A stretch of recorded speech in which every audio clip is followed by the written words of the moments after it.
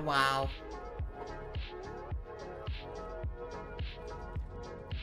It's comfy stream day.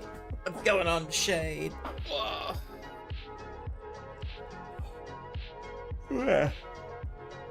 Ugh. I didn't get enough sleep and now I'm mega EP all day. Horrible day. Today's gonna be a horrible day and it's humid and sticky and gross. It's like really humid today. I have only just taken... So when I start streaming, little bit of fun fact of the Tibs stream. I usually grab 2 drinks from my fridge. I usually grab a big bottle of water, 1.5 liter bottle of water, and I usually grab a can of soft drinks, so Pepsi. I have only just taken these out of the fridge. Like, I started my stream, got up, grabbed these bottles, drink, and came back. So it's been 10 minutes. These bottles of drink have so much perspiration on the outside, it is crazy. Or condensation, whatever you want to call it. I like perspiration. Sweaty bottle. But yeah, they are, like, I just picked the can of Pepsi Max up to open it, as you just heard then, and there's like a puddle on my desk. It's crazy.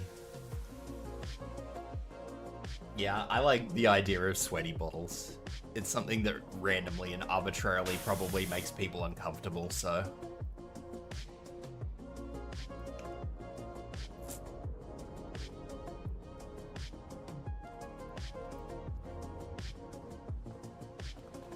So I'm gonna stick with perspiration. Teehee.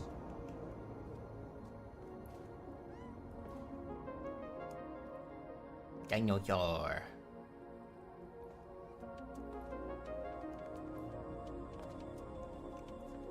Alright, anyway, yeah, we are doing Caldera Chronicles 1.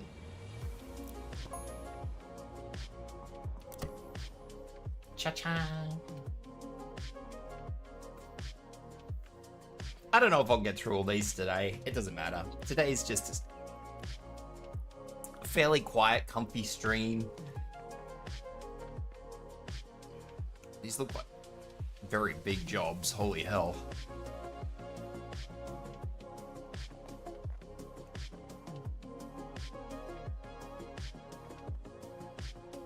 I'm gonna do that train that I saw first, because that train looks dangerous. Minimum wage workers stream today? Exactly.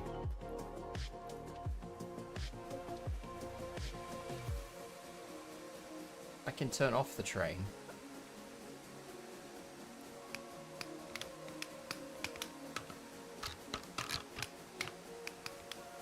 Minimum wage workers day is probably the best way to put it.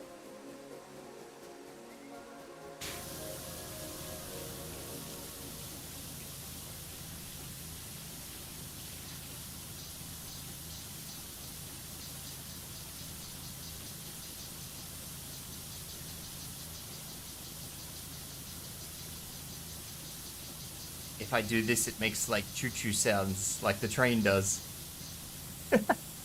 Like a normal steam train does. I like it.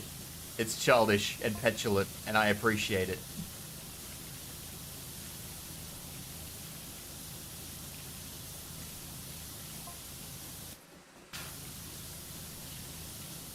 It's the little things in life, am I right? What's going on? What's going on, Full Budget, anyway?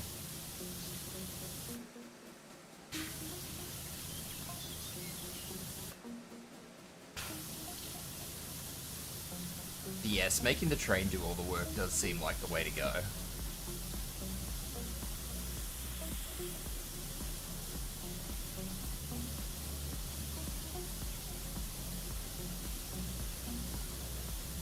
Work smarter, not harder. That's what everybody says.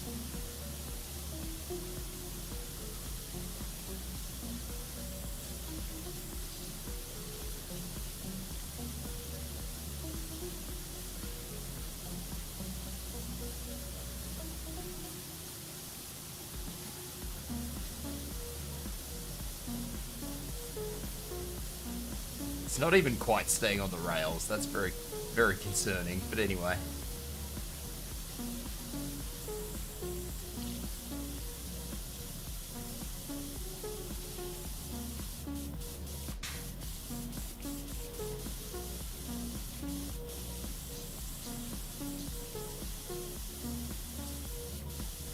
Yep.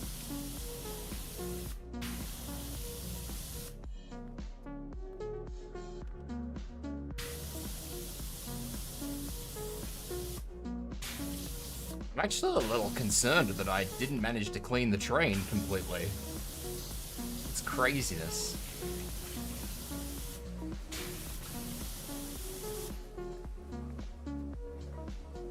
I don't know if there's any achievements for this, so... But I will clean this train first because it seems like the right thing to do, smiley face.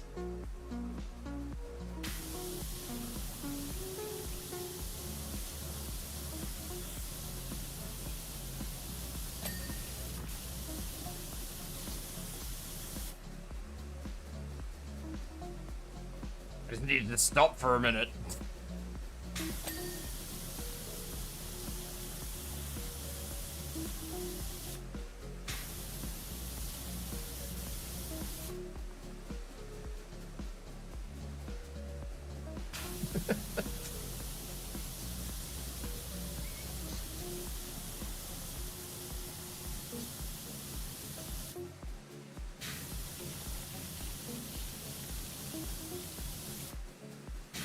Alright.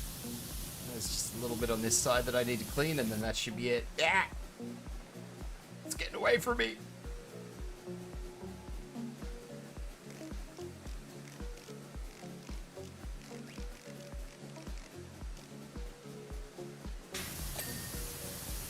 There we go, the train is clean.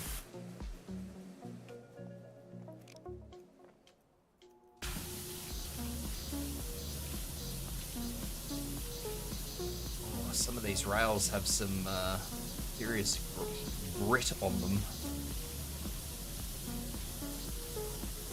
This one might actually take me a little bit of time, judging by the amount of stuff that I'm gonna have to, like, actually spray.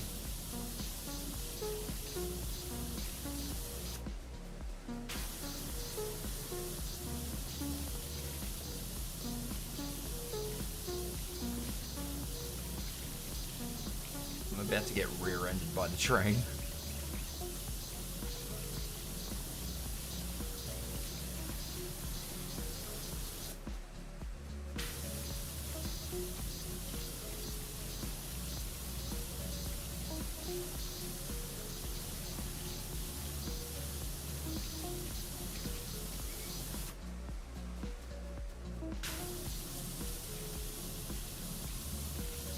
Maybe.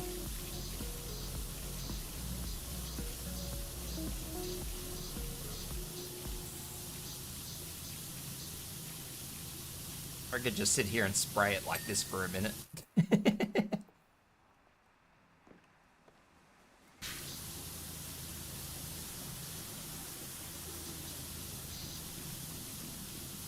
Just be lazy.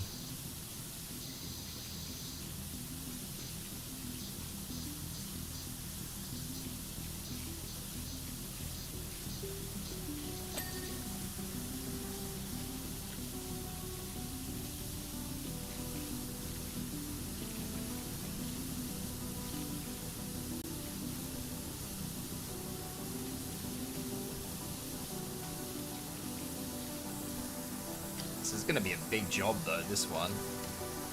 Which is fine. I do enjoy going into these with like big jobs when I start these streams.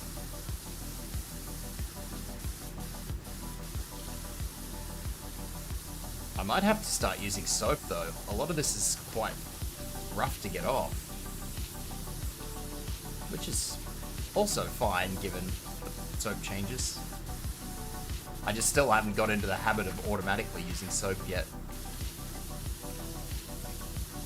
I'm always used to having limited soap.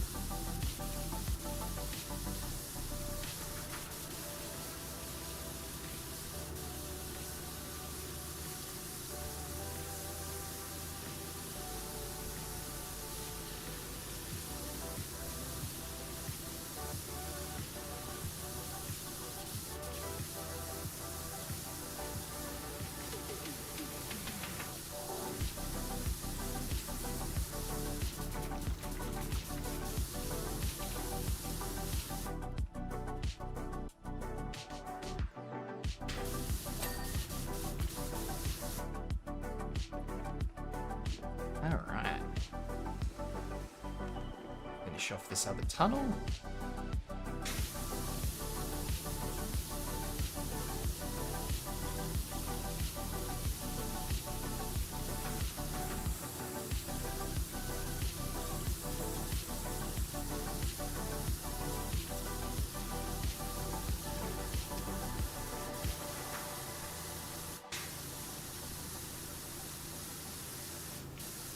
One day I will get into the habit of just using soap automatically before I start cleaning something and just going, this is really hard to clean, maybe I should use soap.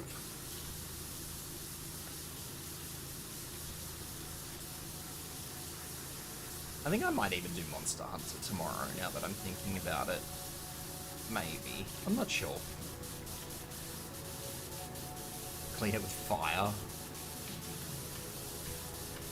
I was thinking of either doing like Space Marine or maybe Monster Hunter. I don't really want to do Space Marine because I know what's going to happen. I'm going to try and play the Tech Marine and it's going to be messy. I won't be able to get any games and it'll just be a mess.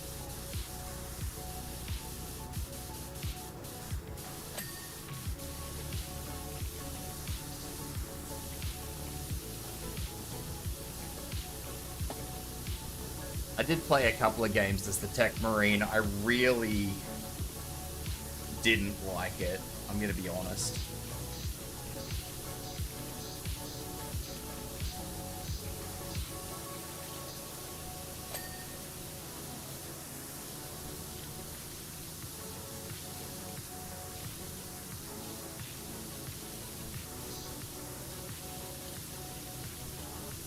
I think I got two goes the Tech Marine, and I really didn't like it.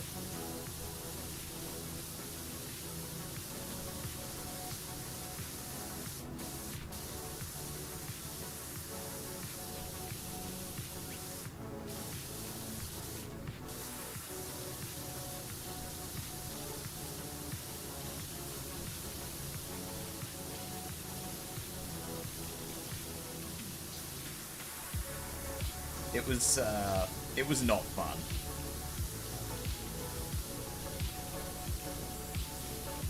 It was not what I was thinking it was gonna be.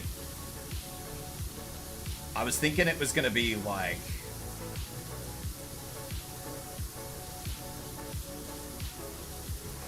a bolt pistol and the Mechanicus axe.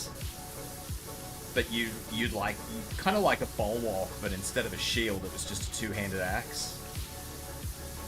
I was hoping that was what the gameplay was going to be like, but kind of like Thunderhammer, I guess.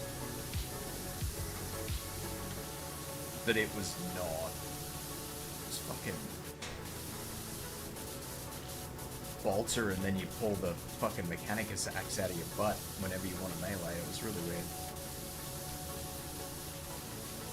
I don't believe they introduced that class very well. And then you've just got random turrets around the map that last all of 2 seconds when you power them up. They shoot like 5 termagants and then they run out of power.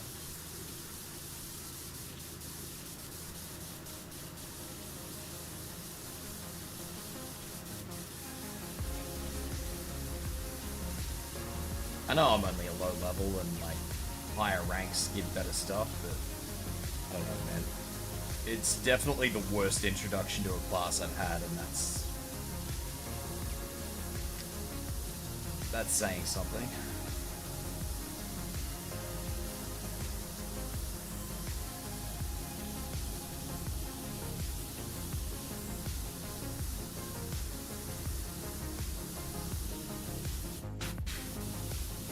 Because I'll be honest, the scout class was pretty bad.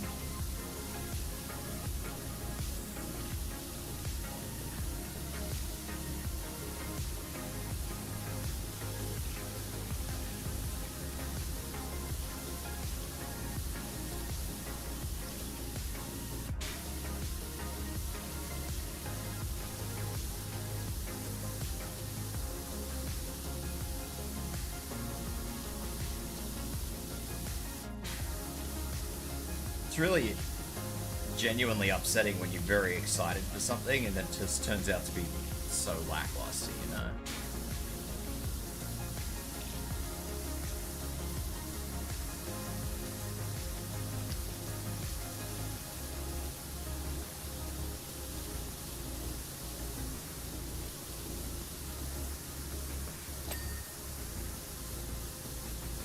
I was genuinely hoping the Mechanicus axe would be their primary weapon and they'd only have like a pistol as a secondary weapon.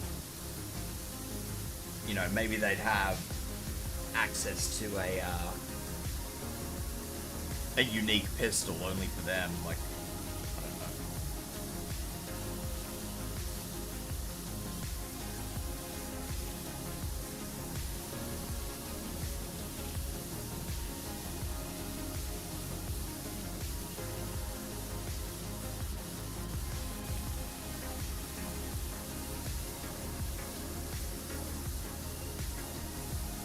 Stuff's full of de nouveau. I'm surprised game developers still use de nouveau.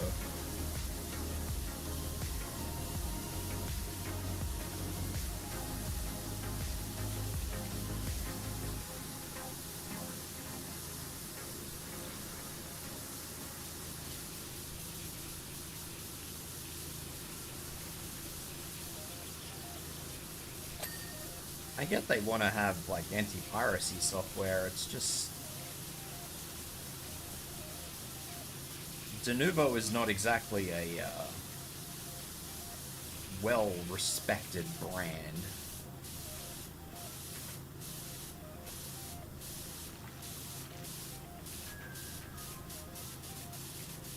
Speaking of well-respected brands, have you seen what I saw on the Steam homepage the other day?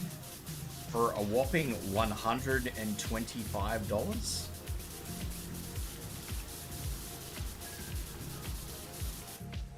For the base version of the game?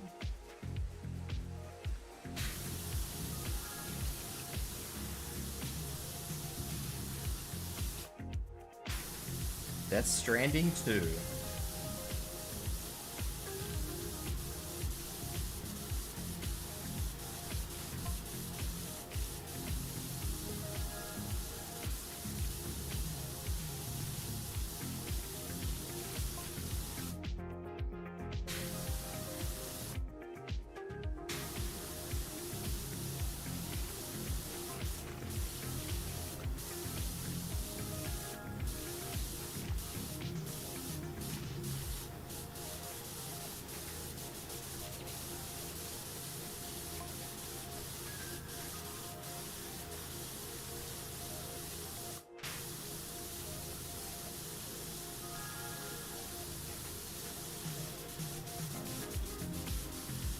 Yep, that is nuts.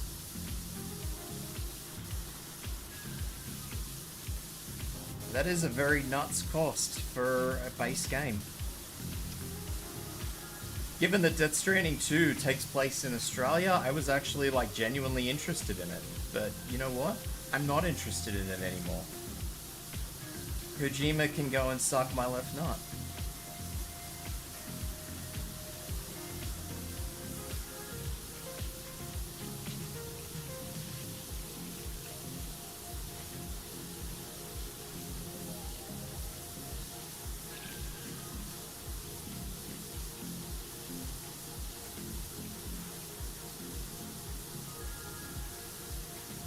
Somebody at Steam seems to think that the Australian dollar is like the equivalent of the euro or something, I think.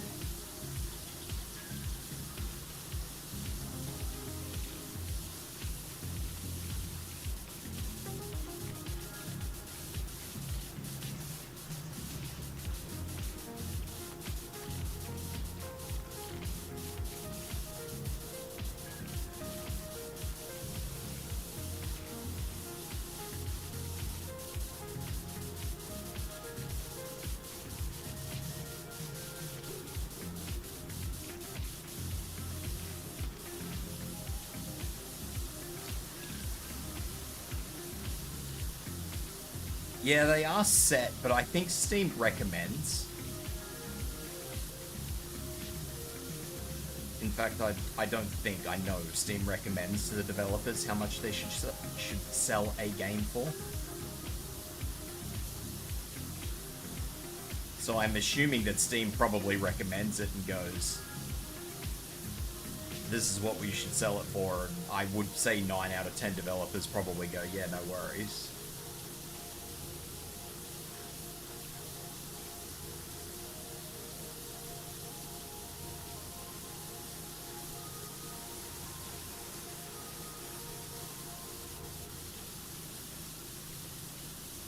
Hi, coño.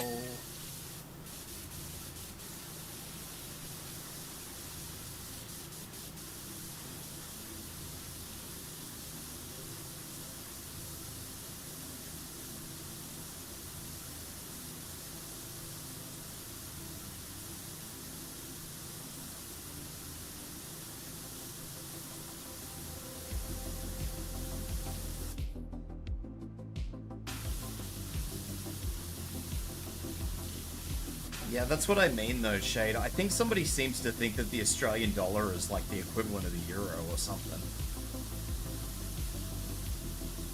Like, I think people, whoever at Steam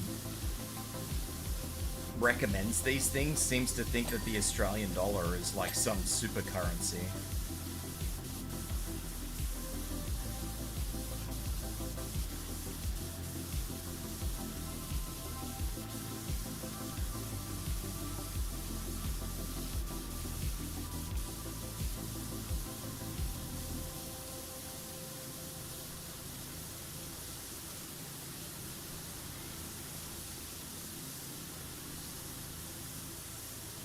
It's been like that for a long time though. Like, thing is how she's dropped in and I can actually make the claim now that it's in my head. Con, for example, pays on average, she pays 30% less than me for games. And not just Japanese games, like, not just say Death Stranding, like, on average, full stop. Con pays 30% less than me.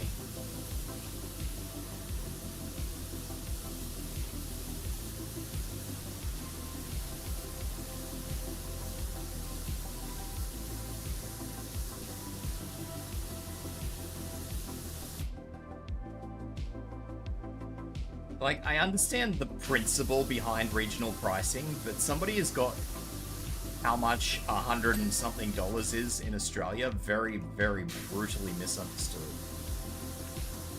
Like, that's big money in Australia. That's not just superficial cash, you know?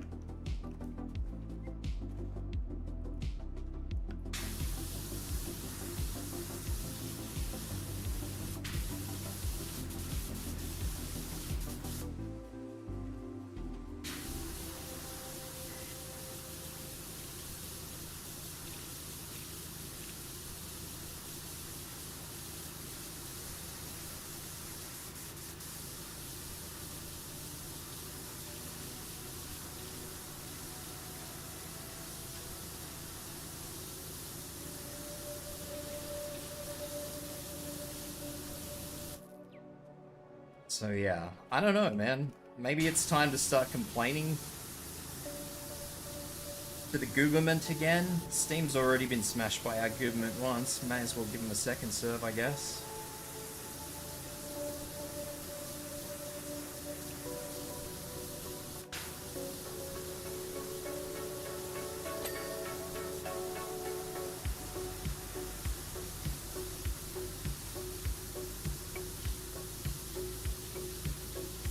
Yes, while we can sit here and argue all day that Steam doesn't set the prices, Steam very much does recommend the prices. So Steam should be what sets sort of like the benchmark of this is an appropriate price. And if Steam is not setting an appropriate benchmark as for what is a good price, then, you know, there's the core of the problem, really.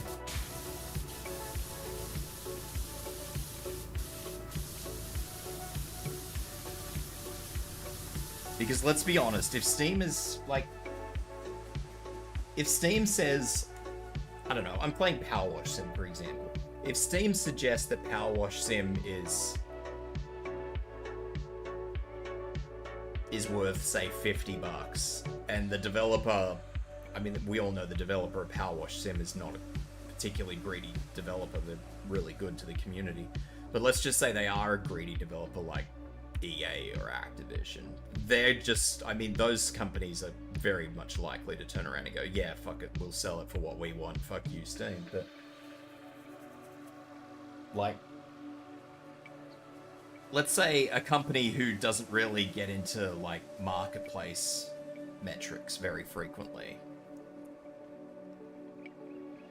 and they turn around and they go, yeah, Steam reckons that 110 has been the new reasonable price line for our games recently. Like somewhere between 100 and 110. So let's just say Steam recommended 110 bucks or 107 bucks or whatever it is that is the current standard for those sorts of games. PlayStation or whoever it is going to go, no, our game's better, we're going to mark that up. And from what is already initially a very high price point for Australia, the developer's going to go, no, we want higher. So like, let's just say maybe Steam said this game is worth 80 Australian dollars. They're going to go, oh no, well, it's worth 90 Australian dollars. Do you get where I'm coming from?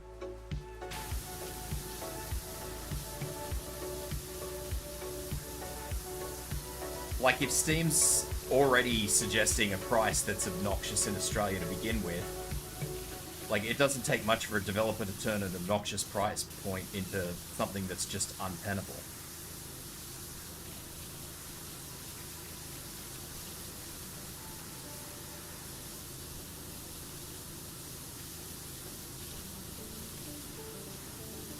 So yeah, I absolutely do blame Steam, ultimately.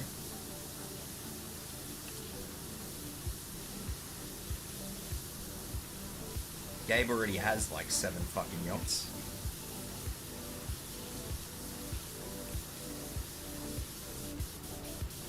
I guarantee not many of those yachts are bought from Australian money.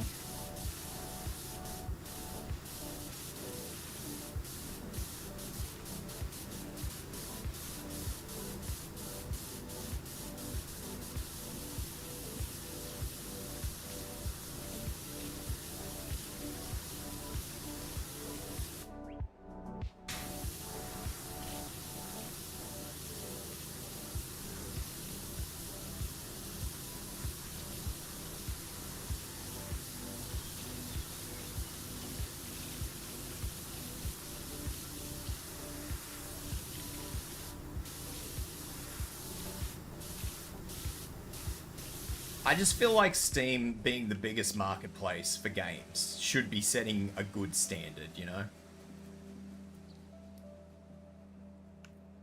Like, yes, it is up to personal developers to actually go through with what Steam reckons something's worth, but I do feel like Steam has a responsibility, being the, you know, the apex beast of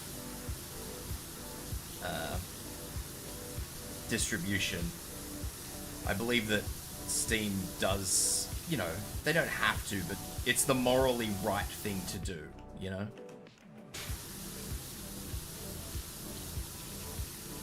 Now I get it, in this day and age morals means nothing, but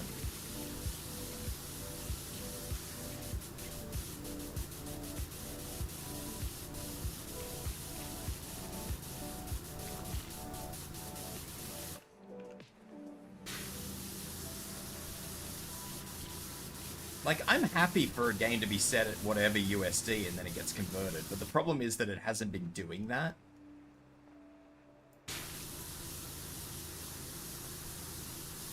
Yeah, see, that's the problem, which I get Steam is not in control of. So again, I'm not gonna blame Steam for that, for instances like that. It's just like, if Steam says this is what the value is kept converted, and somebody goes, yeah, okay, let's tack $5 onto it, you know, I'm kind of okay with that.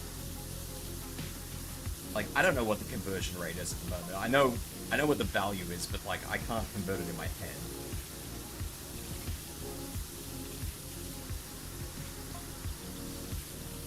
Like, I couldn't give numbers in my head, for example.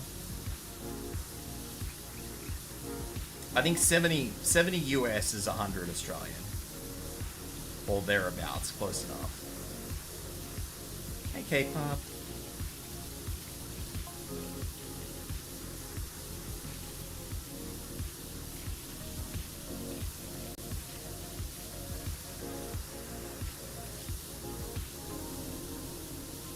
Now you have a hug? You of course can have a hug.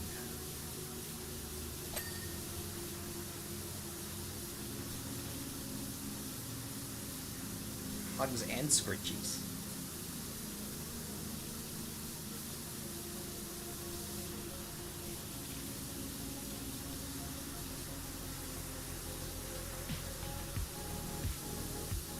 But yeah, if you look at SteamDB right now, I guarantee, and I haven't looked at it, I don't know, let me just pull it up quickly myself and see.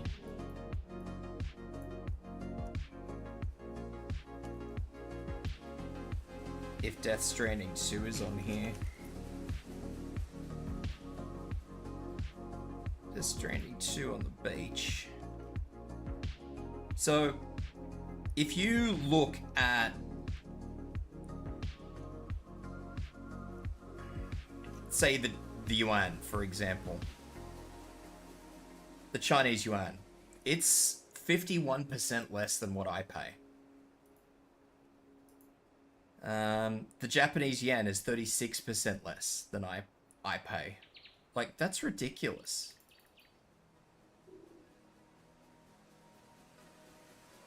USD, where's USD?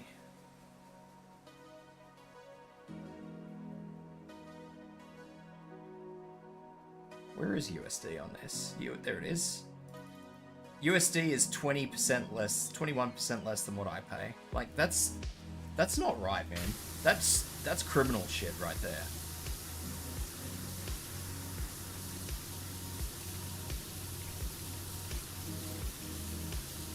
Like, I'm sorry, man. We have a cost of living crisis in this country right now. And you're telling me that $120 is an appropriate price for a video game? No thanks. High wind and flash flood threat for the next 7 hours. Stay safe. Make sure you got a bottle of fresh water on you in case something happens. Always has a bottle of fresh water.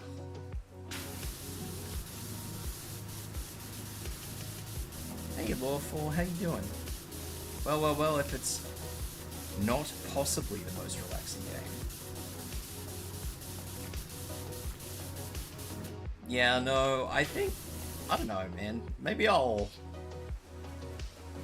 write the ACCC again and start another big shit show. Not that I think the ACCC will do anything at the moment, given everybody's fighting about petrol, but you never know.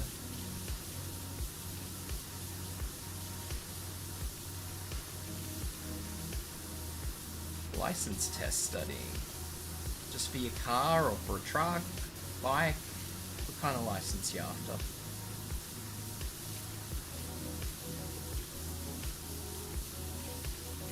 Motorcycle?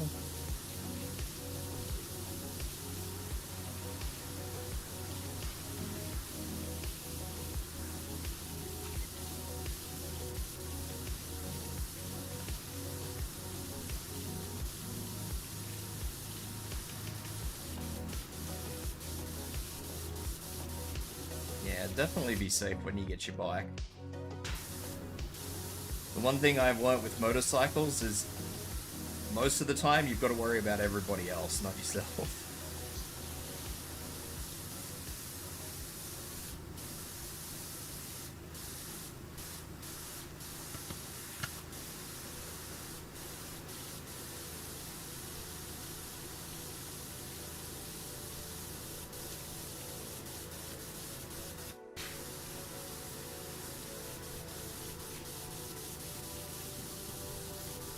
You know, only ride 3 to 4 months a year? That's...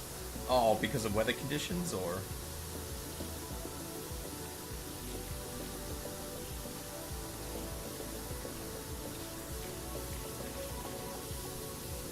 Hopefully you stay safe, K-Pup.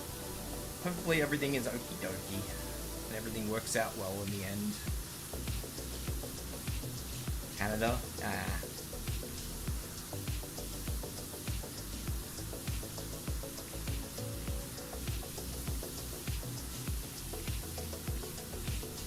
Canada.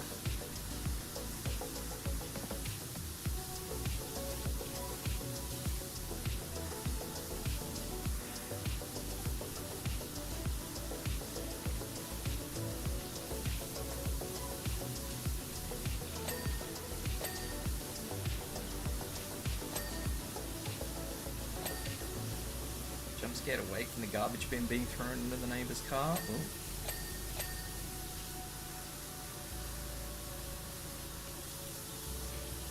Doesn't sound very good.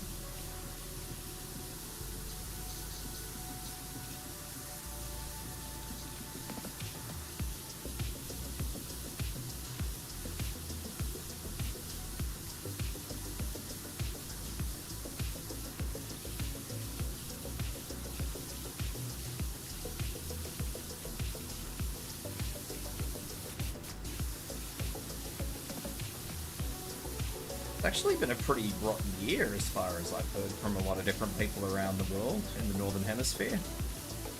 Their winter just doesn't seem to want to let go.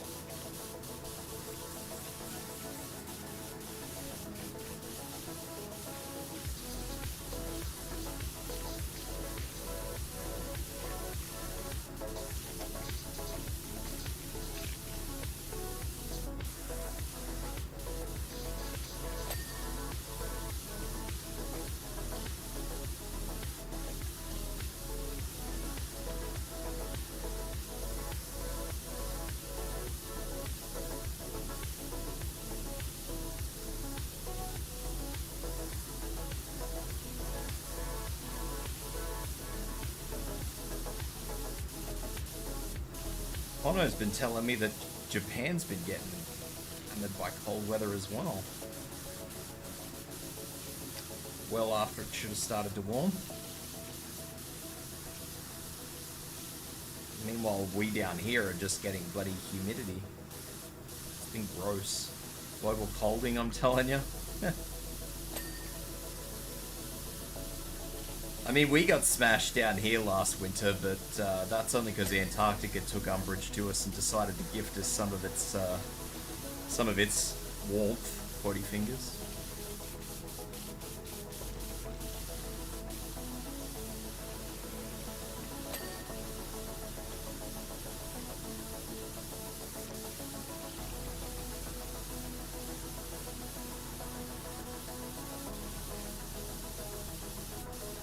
Was very generous of it. Hey, Izaki.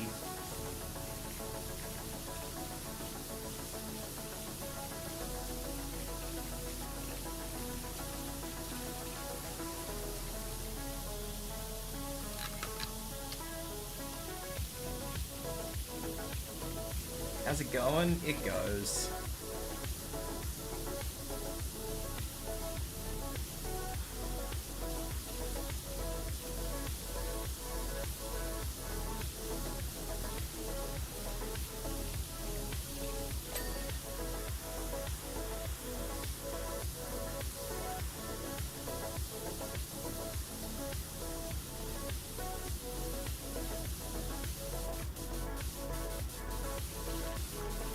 It goes.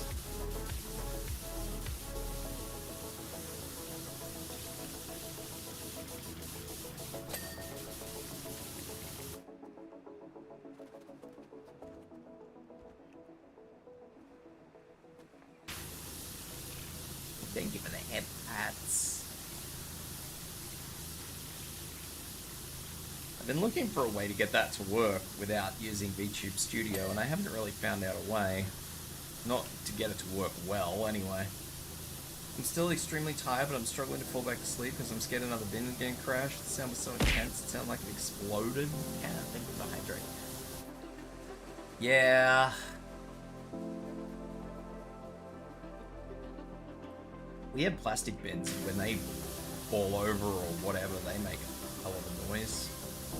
I can only imagine, because I'm guessing you have like those little tin ones.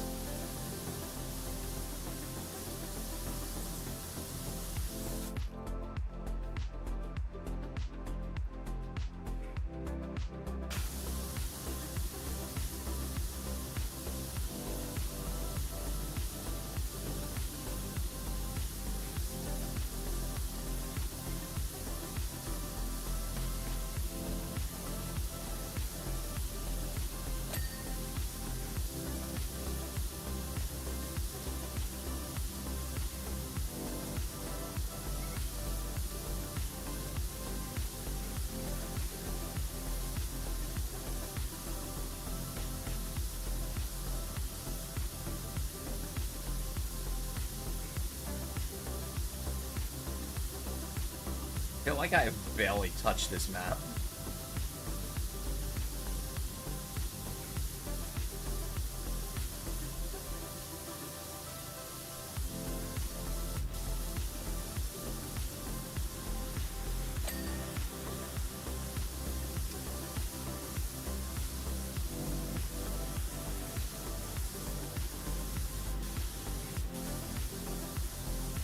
That's what our bins sound like if they do. If they have a big fall, they sound like thunder.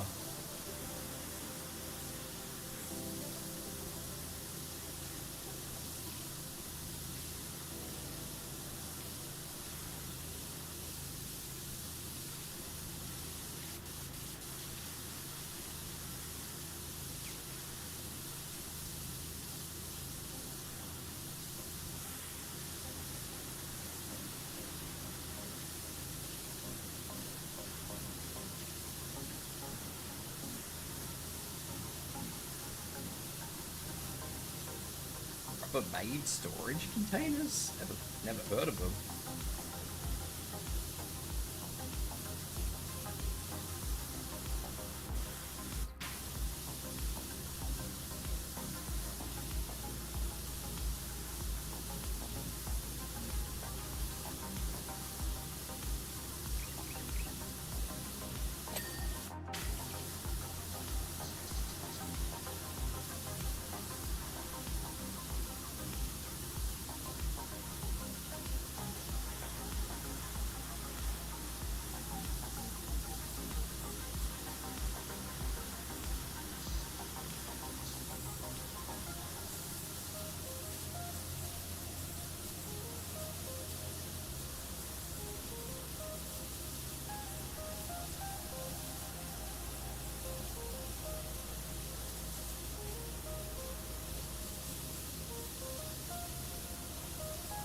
Like a flexible plastic container?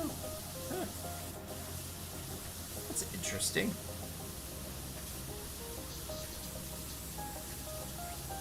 That's a hard plastic. Until summer, and then they're kind of hard plastic. Hard, somewhat malleable plastic.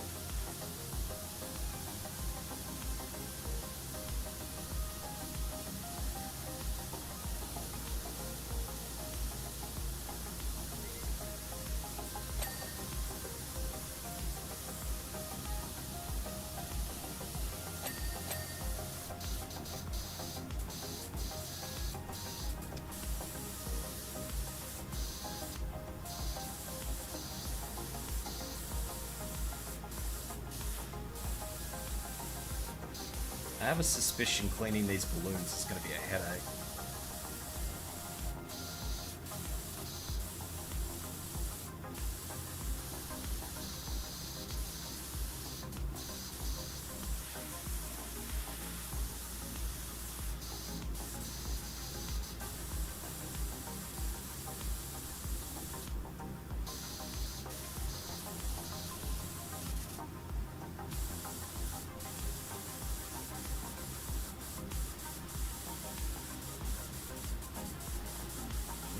Unfortunately, we don't...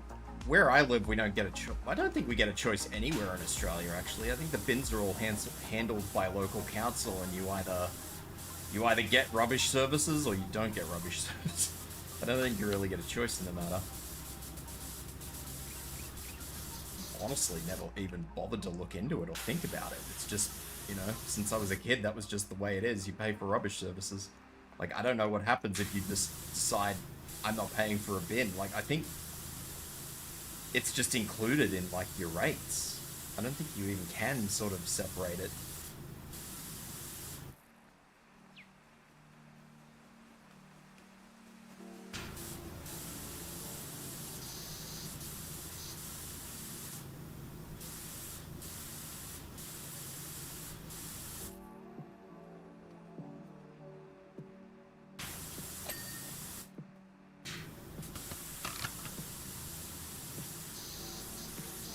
It's just the way it is. You can contract the waste management people, say you don't want bins and they take the bins and you don't pay. Yeah, see, I don't know if you can do that, because I'm pretty sure you pick what bins you want here, like, because we have two different size bins. We have a smaller bin, which is I want to say it's 60 liters. And then a larger bin, which is, I don't even know, probably about 100 liters, maybe 120. I don't know. Honestly, I don't know.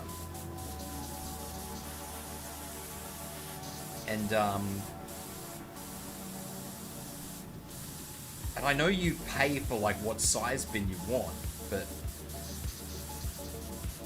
I don't like. I think if you, the second you quote unquote rent the bins, you just, like, that's it, you're automatically signed up to garbage services. I think that's the way it works.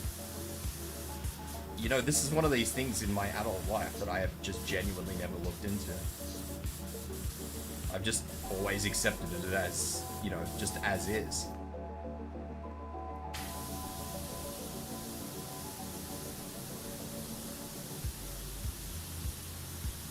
We have 3 too, but the recycling was always optional as soon as, you know, they brought in the recycling program. God, decades ago. Decades ago now. I know that the recycling program started when I was a kid. It's just, I couldn't for the life of me tell you when it started.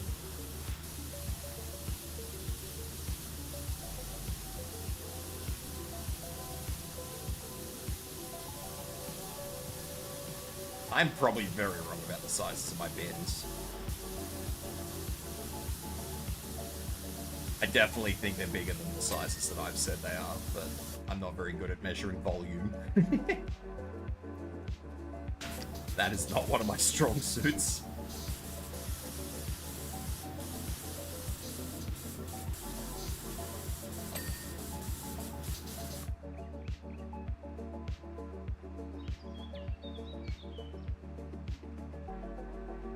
How many standard kitchen bags would it hold? No idea, man.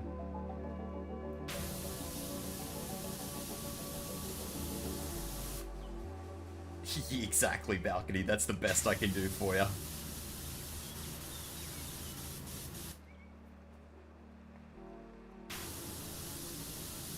Standard kitchen bags? I don't know, maybe you could probably fit 5 of them in there, I guess.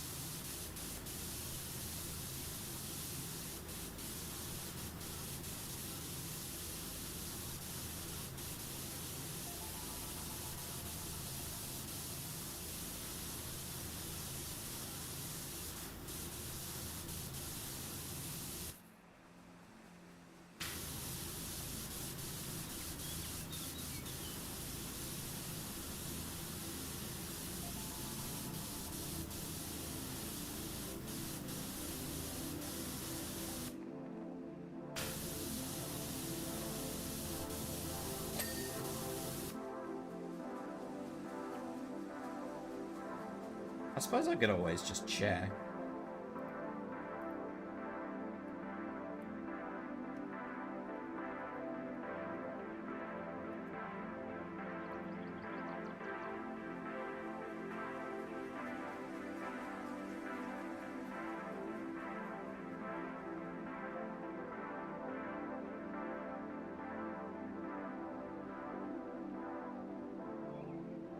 The big ones are 240 liters, apparently.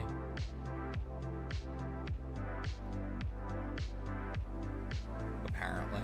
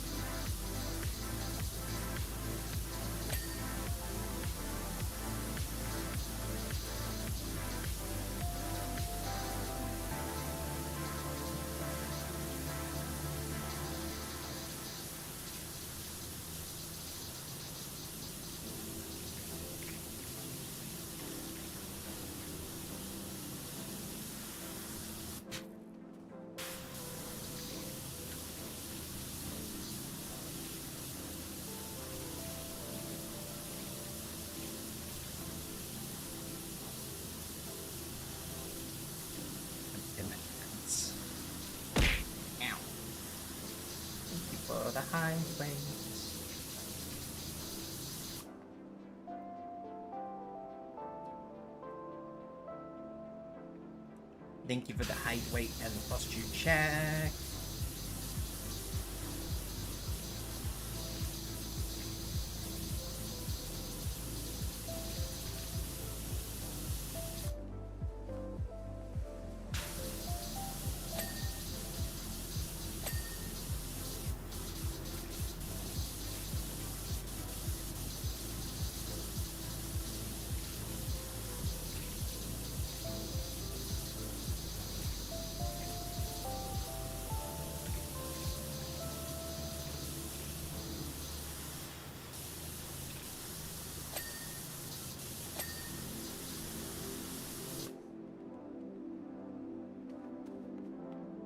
I'm making progress, holy shit. Well, I'm making progress at the back here anyway.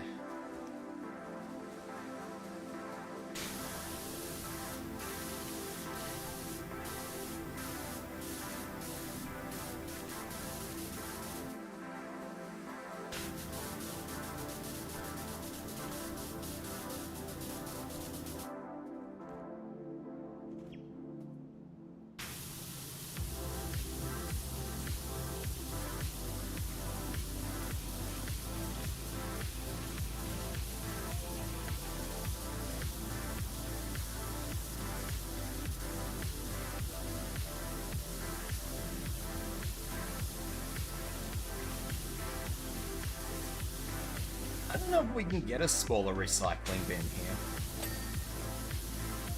The problem with getting a smaller recycling bin is sometimes we get a bit like big packages here, which obviously comes in a big box.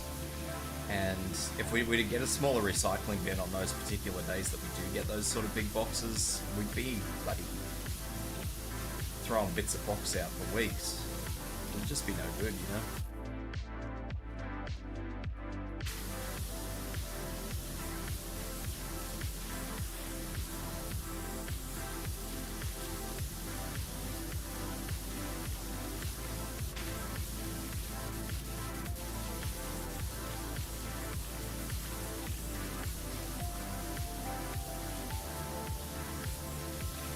It has become a little bit easier now because we have, like, recycling centers everywhere now, so most plastic and glass bottles all go in those recycling centers and you get, you know, a couple of cents back. You get a pittance back.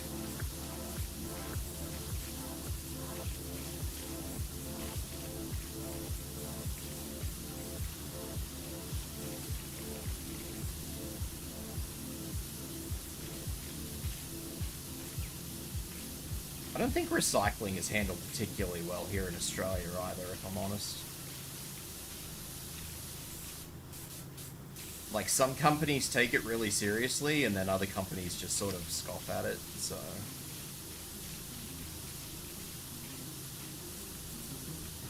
It's kind of one of those... sort of, I don't know...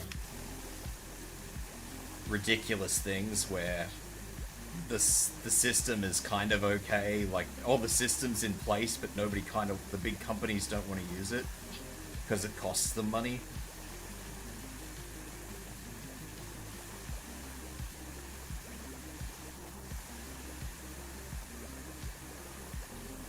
It's that sort of ridiculous little scenario. It's, I don't know, it's kind of stupid.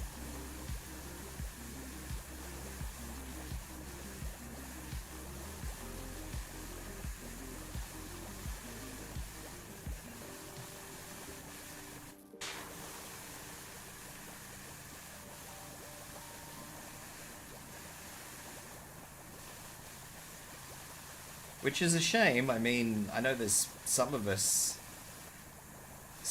around that have been, some of us in here, sorry, that have been around since the day where, you know, we had the fucking milkman come around and deliver milk in glass bottles, you know? And then at the end of every week, you know, people would leave the glass bottles back outside for the milkman to come and pick back up.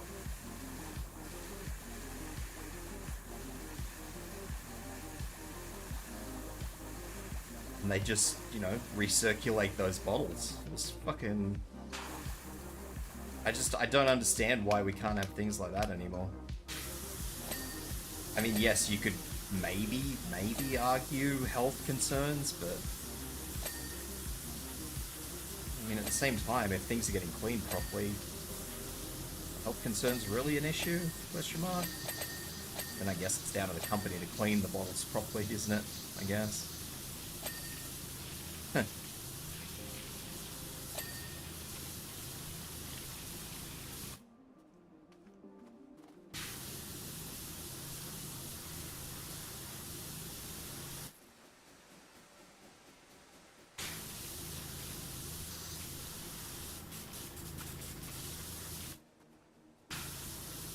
We live in a world where the cheapest method is all that matters to the companies, and that's why we all have plastic in our balls.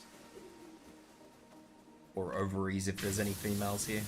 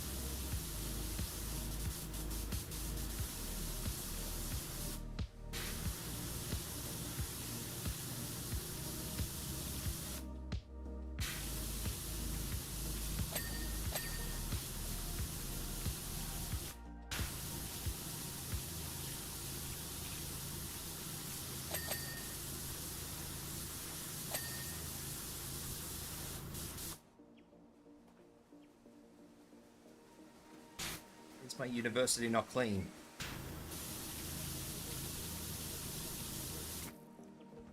Why is my university not clean? Hello, Maclina. Hello, Laura.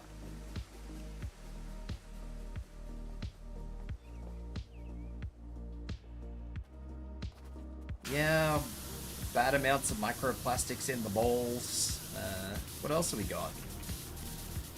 They reckon the average person has enough microplastic in their brain to make a, you know, the little plastic spoons, the little plastic sporks you get from like the Chinese shop and shit. If your Chinese place still does plastic. I mean, we don't in Australia. Single-use plastic's banned over here, but I'm sure you guys know the ones I'm talking about. You have enough microplastic in your brain to make one of those little sporks by the time you're in your 30s. So that's a little bit of existential dread for you guys.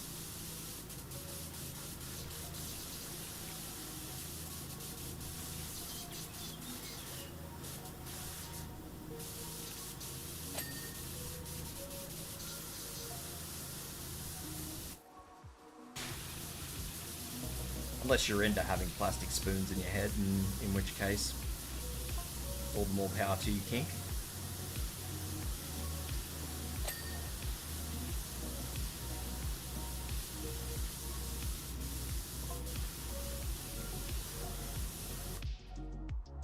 The plastic helps with filling the empty spots. The plastic's good for you, man. The people on the TV said so.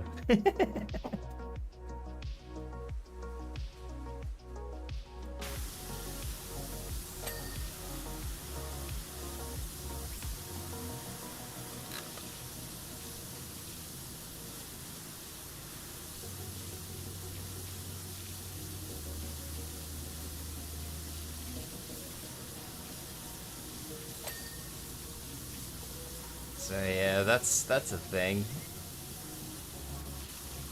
Not a lot of people know that.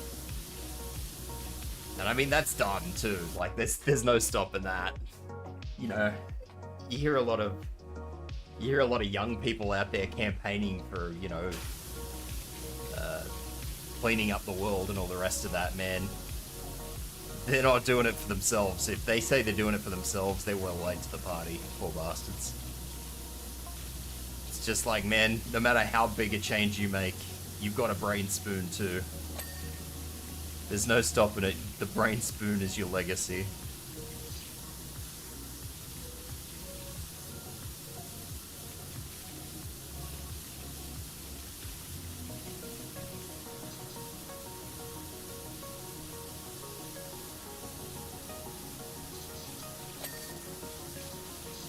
It's funny and sad all at the same time. I shouldn't laugh at it because it is pretty bad.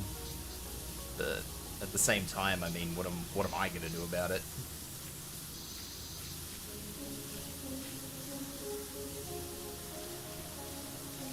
It's too late for me. I've already acquired my spoon.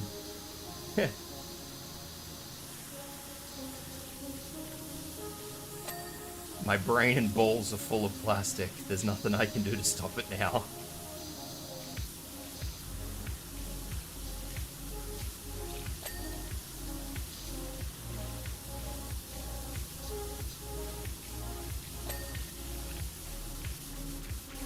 I do miss a lot of things from back in the day, though, like the glass milk bottles and all this stuff. Like, I don't know, do you guys ever have, do you guys ever get glass bottles of Coke and just be like, wow, these taste so much better? When I used to drink a lot of soft drink, like a lot of soft drink, not just like a can a day, whenever you found a shop that actually sold glass bottles, it's just, it's crazy how much better it tastes than being out of a can.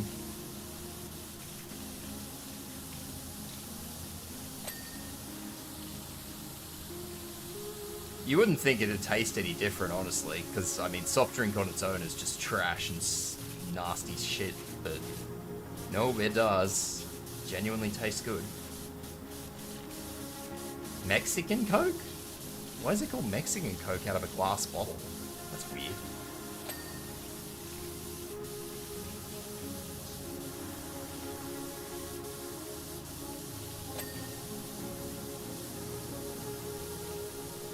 I assume the reason you can't find it very often here, they're made out of the same stuff. It's not like what you said, Shade, over here where they're made out of different stuff. I assume that most places just don't stock them because the bottles are more expensive. I assume that's what it comes down to. Coke is made with a Mexican recipe that uses... Ah. Gotcha.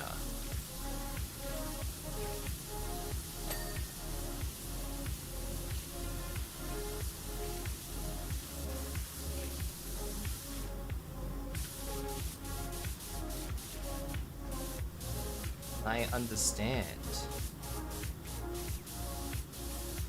Naruhodo.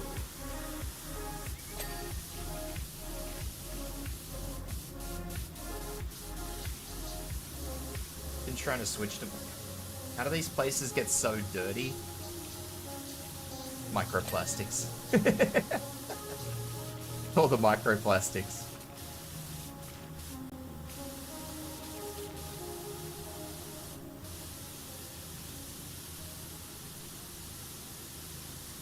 I've had the urge to play World of Warcraft lately. I blame Enfield for failing me.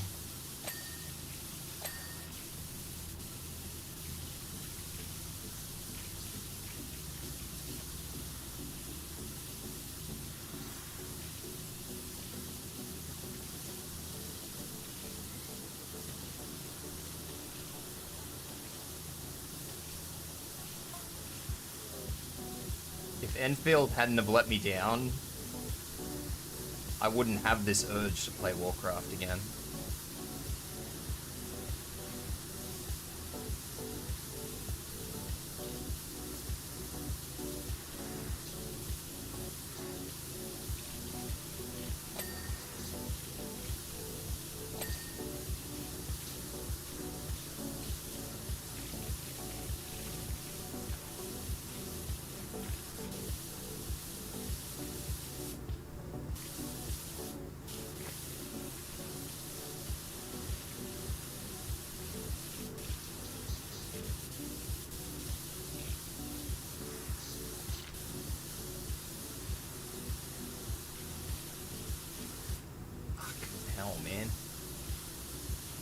the whole freaking castle scared because my tax season is coming up and I completely forgot to do my taxes in 2024.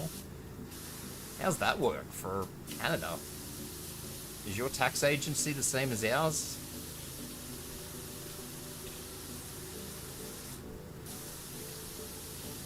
They'll fucking take your firstborn?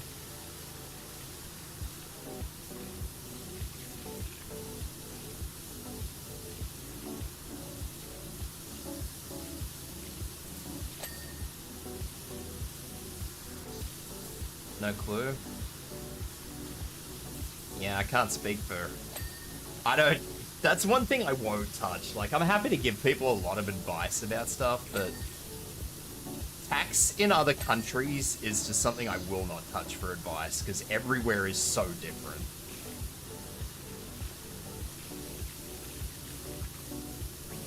And tax is the one thing you shouldn't fuck around with, in my lifelong experience.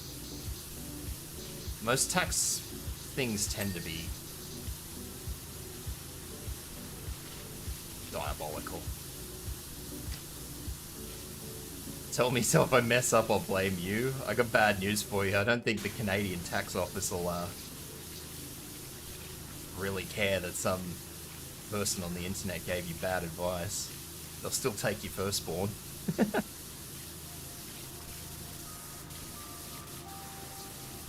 It depends on how much you earn, too. Like, the one thing I can speak for is that if you don't earn enough, you don't typically have to put in tax. I don't know, is that the same in America, Shay? Does the IRS do anything if you don't earn a lot of money?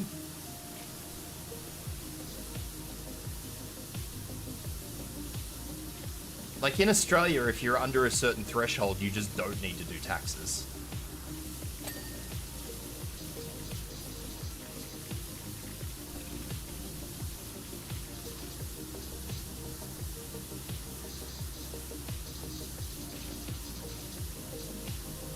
I think if you're under 36,000 a year in Australia, you just don't have to report it.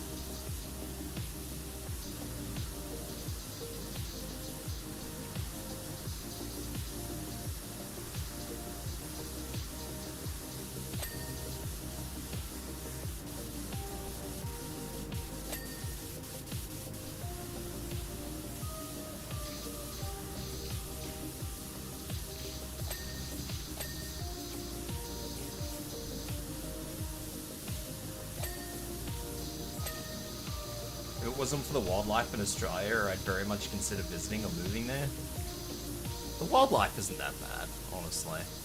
We take the piss out of people because everybody seems to think that the wildlife is like the most terrifying thing in the world.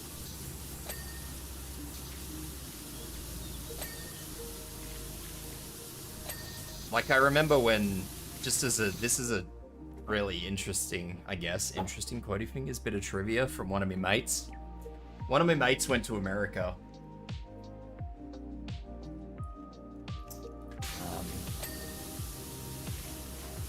And he caught us up. He was in New York City, and he was on the train talking to a group of Americans. He reckons, I don't know if he's embellished the story or not, or if this is fair dinkum, because he was on a subway and apparently he started talking like he was there with his brother. Okay, so he and his brother were talking. Obviously, somebody picked up on the accent. As having gone to America once myself, everybody picks up on the accent. It is fucking annoying.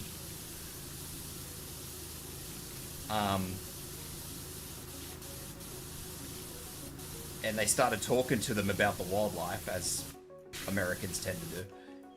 And he reckons he had 10 minutes of train ride with a small crowd of Americans telling them about how ferocious the boxing kangaroos are.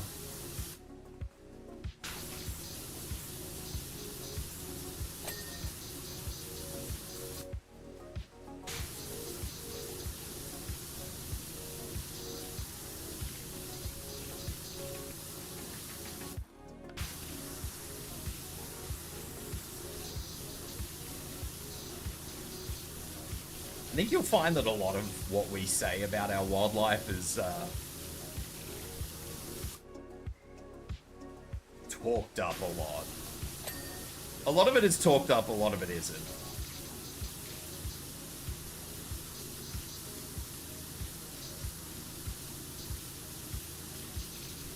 Huntsmans are good though. Like, everybody thinks huntsmans are really fucking terrifying. They're not. They're good. If you have a huntsman in your house, that is like the best thing ever.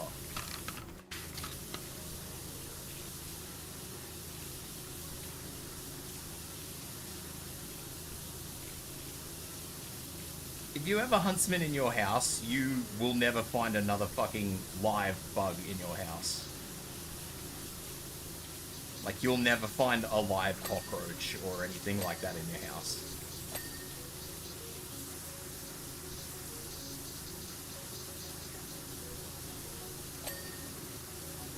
You'll find a lot of dead ones. Because the fuckers don't clean up after themselves, but other than that...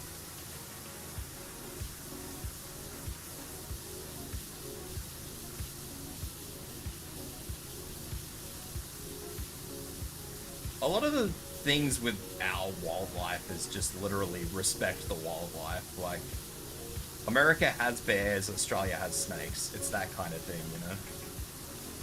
I mean, Canada has bears.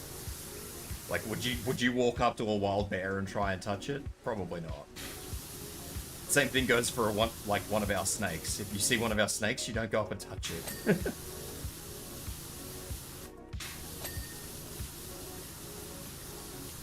You stay as far away from our snakes as you would a bear. And you're fine.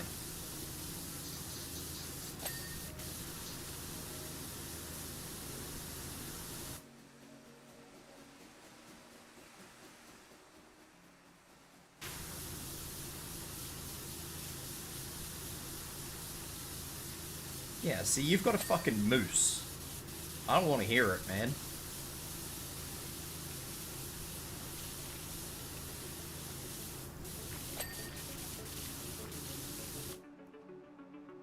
Moose are debatably more dangerous than anything we have in Australia, alright?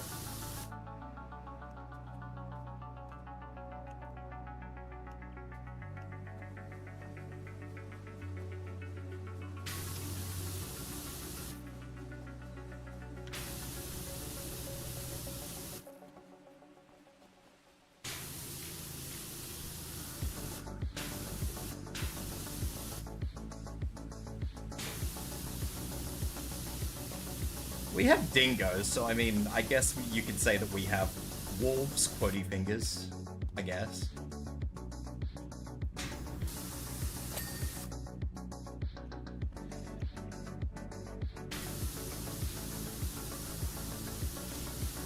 Dingoes are literally just Australian wolves, so...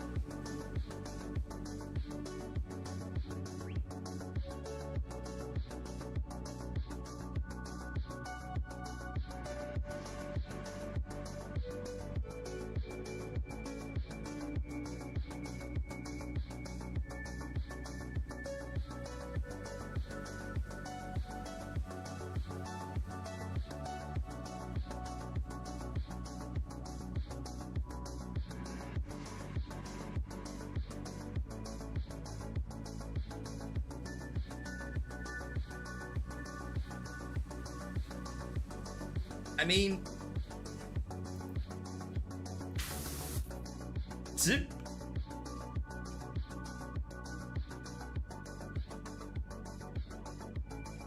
To be fair, I guess...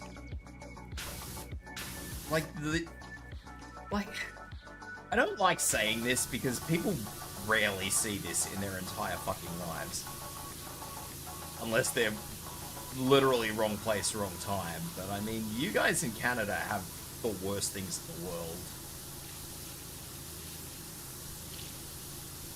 these days, because you guys have started to have the fucking pizzly bears. Or growler bears. I like pizzly, because it's funny.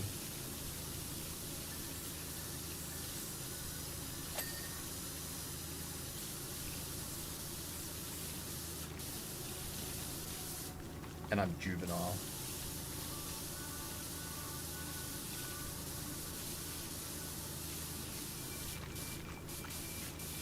Not grizzlies, pizzlies.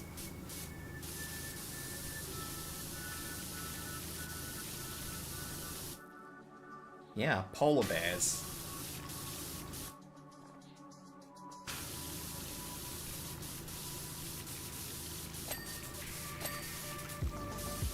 But I mean, more and more recently, we've had like an influx of the pizzly bear.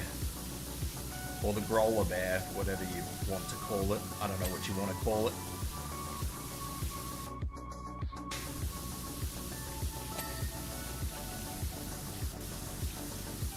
I don't believe it actually has a name.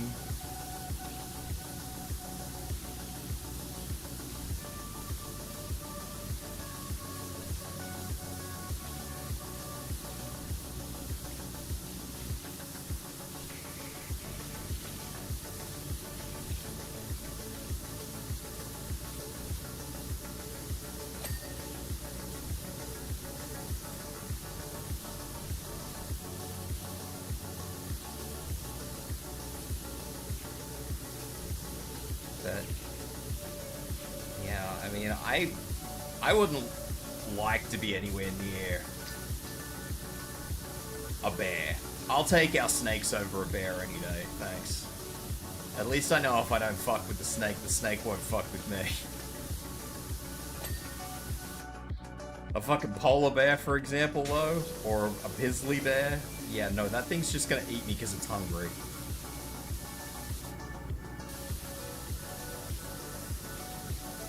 Just because I'm lower on the fucking food chain than it is.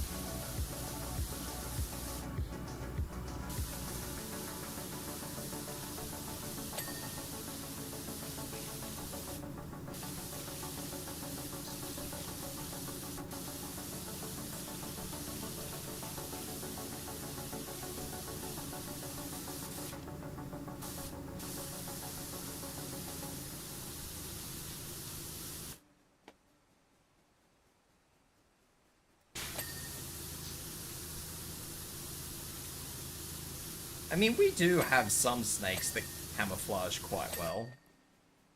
Most of our bad snakes don't have good camouflage, though. Most of our good snakes. By good, I mean, like, the ones that are on the top 10 list.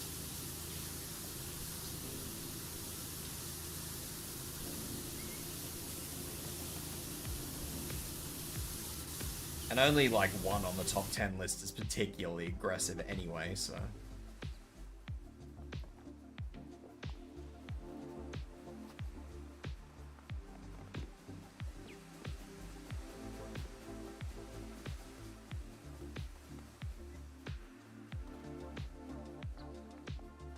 Yeah, I mean, at least rattlesnakes have the courtesy of fucking telling you it's annoyed. Our snakes don't give you that, they just bite you. Brick things.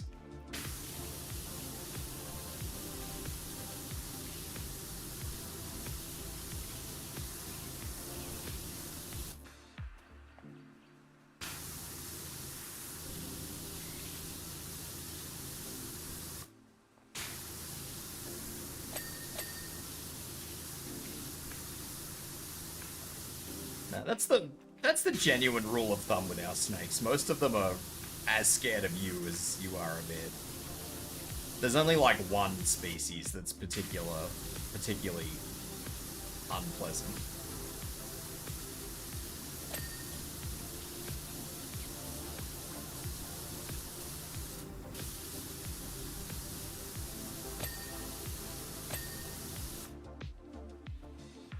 At least there's a high effort for anti-venom there. I heard the majority of the world's anti-venom.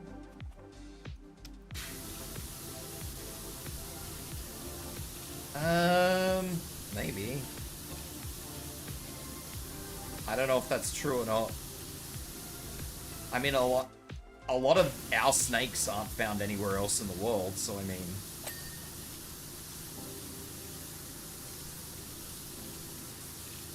It wouldn't particularly shock me to know that... And I mean, most of our snakes cover most snake bites anyway, so... Given that the fucking cocktail that most of our snakes are put in here is good enough to fucking nuke most people in 10-20 minutes anyway.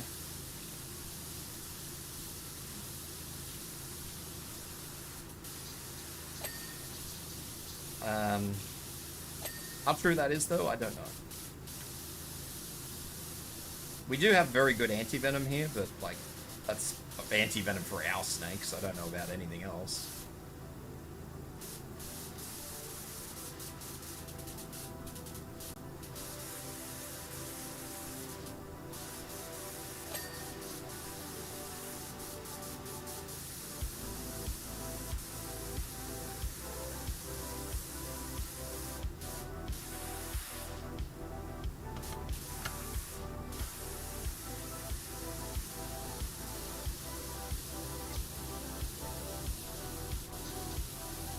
But anti-venom is readily available here. Like, if you get bitten by a snake, unless you're in the middle of nowhere, you know, the worst thing that's going to happen is you're going to have an unpleasant day.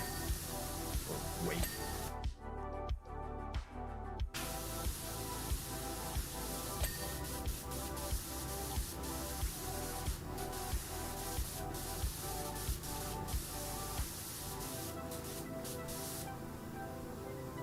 But yeah, very rarely do you hear anybody die, so that's always the thing. Usually if somebody's killed to a snake bite here in Australia, it's typically because they're just so much in a remote area that it's just... They just can't do anything to do it. Like, they just can't get them to a hospital quick enough.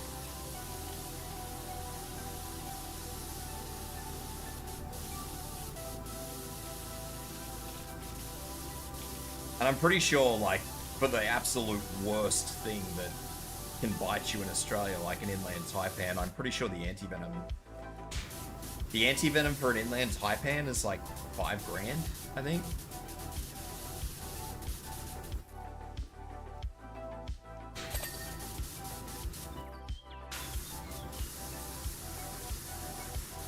And I think, like, most of that is covered on healthcare, so...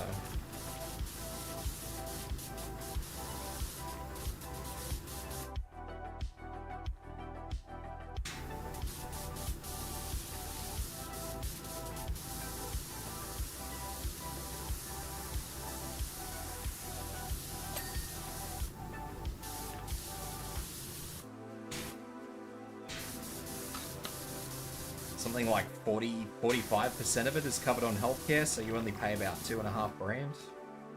All up, I think you'd only pay about $3 grand if you got bit by a snake here in Australia, so it's not bad. It's definitely not some horrific thing like everybody seems to think it is. I mean, don't get me wrong, you're gonna have an unpleasant day, but depending on what bites you.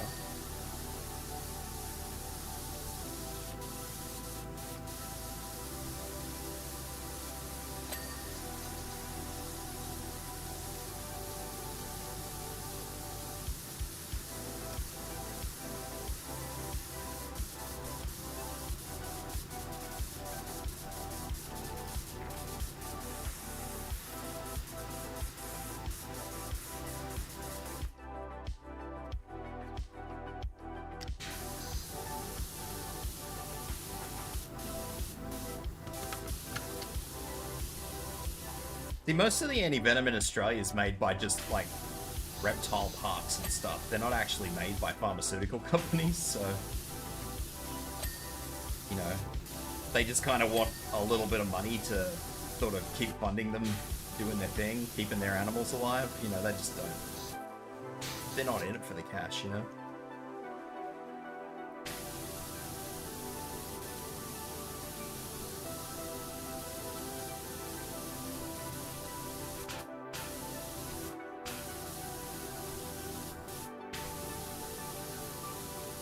The big problem with anti-venom in Australia is that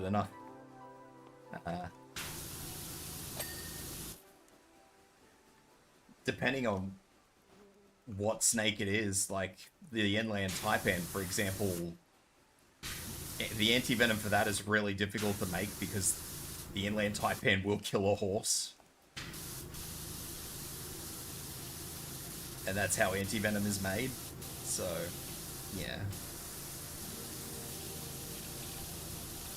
That's kind of why inland taipan anti-venom is very expensive. I'm sure if it was just... I've never bothered to look, but I'm sure if it was just like brown snake or something, that it wouldn't fucking be very expensive.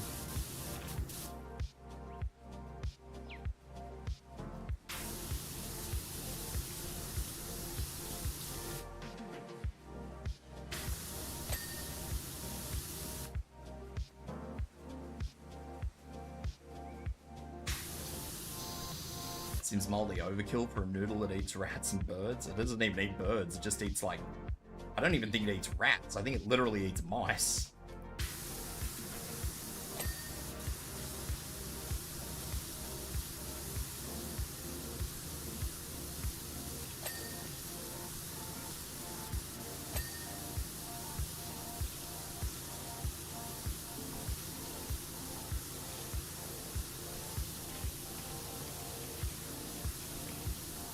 But yeah, because anti-venom is made by, you know, diluting it, shoving it into a fucking horse and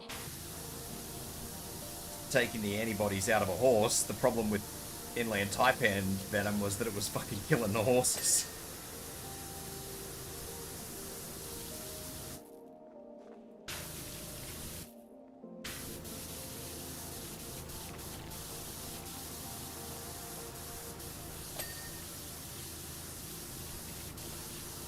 But I mean, your odds of getting bitten by that thing are... you've probably got a better chance of winning lottery, honestly.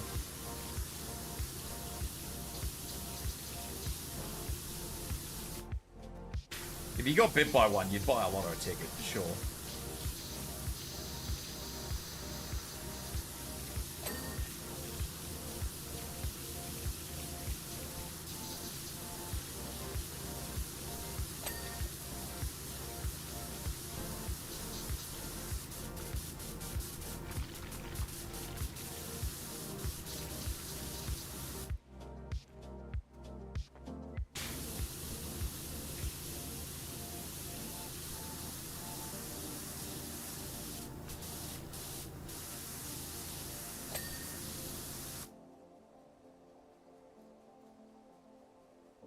Venomous plant? Just what? Like poison ivy or something?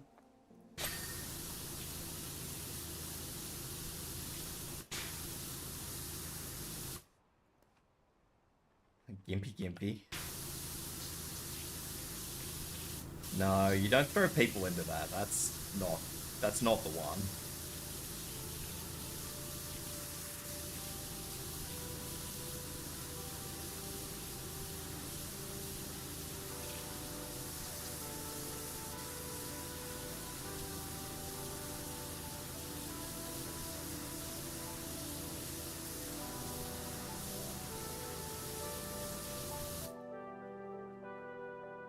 Is definitely not the one.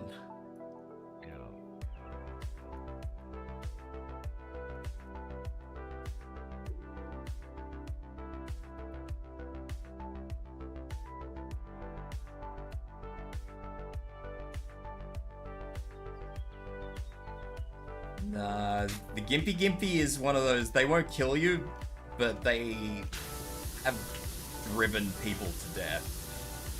I have heard of people offing themselves because they got badly done by one.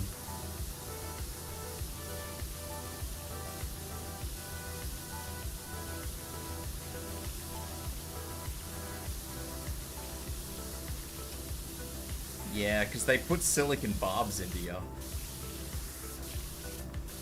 And the body can't break down silicon, so the barbs just stay in you forever.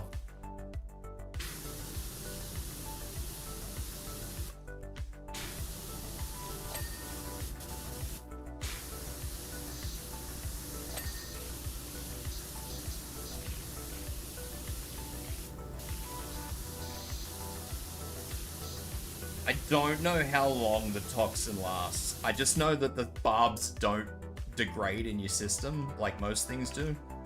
Like, your body can't break them down. So if they're in particularly deep, like if you get it like a particularly good hit of one of these things, like as you say, if somebody were to push you into the plant, like anytime your skin moves, like anytime you stretch, anytime you shake somebody's hand, you know, your skin moves, right? Even if it's just a little bit of movement back and forward, those silicon barbs will move inside your skin and it'll just feel like somebody's drilling tiny little holes into you.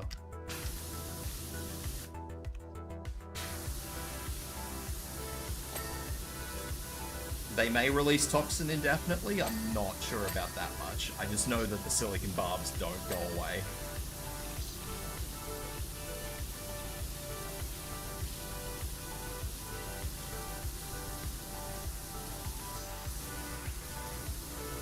Unless it's like a particularly shallow thing where your skin can sort of push them back out.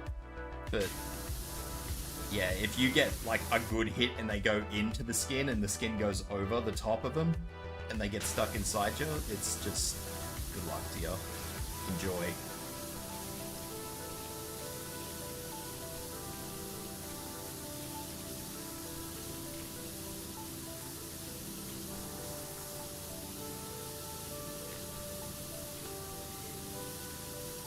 Enjoy your new bodily roommate.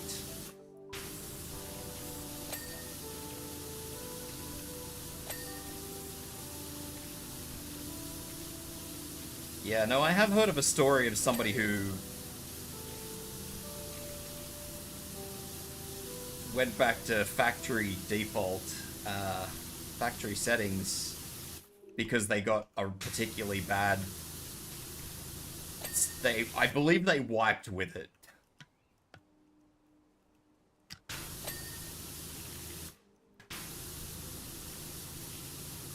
Now, I don't know if that's just an anecdotal story or if it's a legitimate story. But yeah.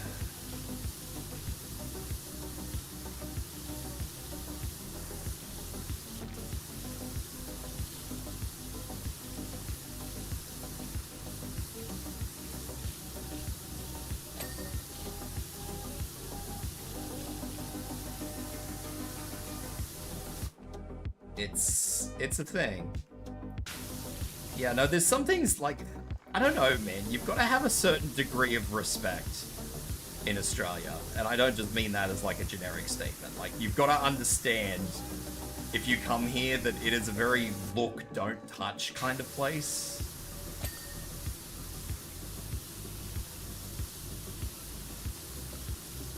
Look with your eyes, not with your hands, if you've ever heard that saying.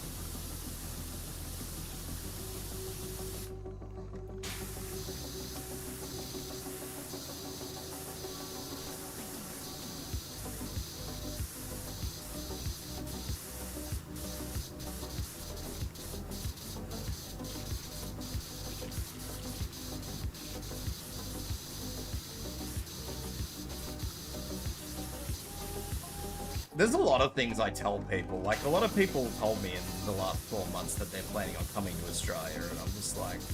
And they always ask me for advice. Because, you know, they hear all these horror stories of Australia, and I'm like, man, the rules are pretty simple.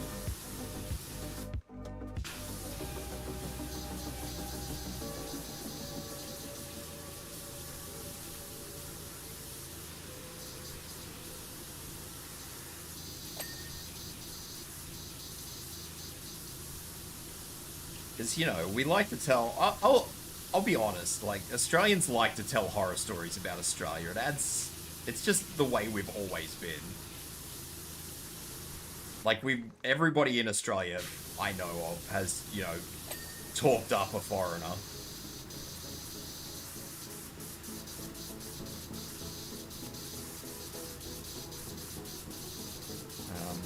The big problem is, like, the big problem is that with Australia, a lot of, like, we sit there and we talk everything up. We're like, oh yeah, everything's dangerous, you know, we've got these these really bad things like drop bears, for example, and you know, we carry on and we tell all these horror stories and it's all really bad and everybody gets very upset and afraid and all the rest of it.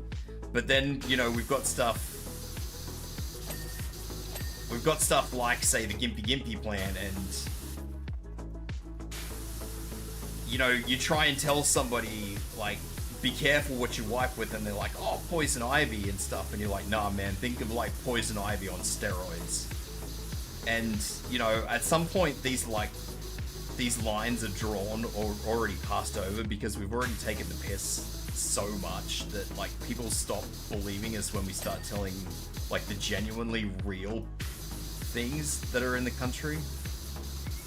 Like, you wipe with poison ivy, you're gonna have a bad couple of days. You wipe with Gimpy Gimpy, you're gonna have a bad life, man. You won't be shitting in fucking no pain for like years. Like, anytime you have a bowel movement, you are gonna wish for death if you wipe with Gimpy Gimpy. There is no, like, that's not an exaggeration. You will wish for death.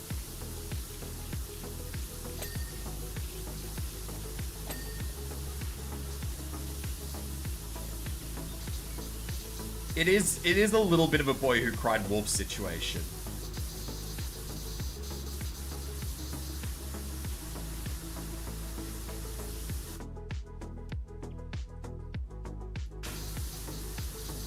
Like, Australians like to use the drop bears. Like, drop bears is our go-to for foreigners, right? Koala bears, like, think of murderous koala bears. Like, that's the oldest story we have.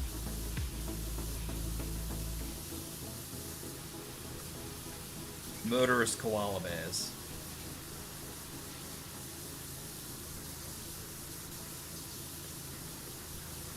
And kangaroos that'll, you know, come and box your head in and stuff like that. I mean, don't get me wrong, kangaroos are dangerous in their own rights, but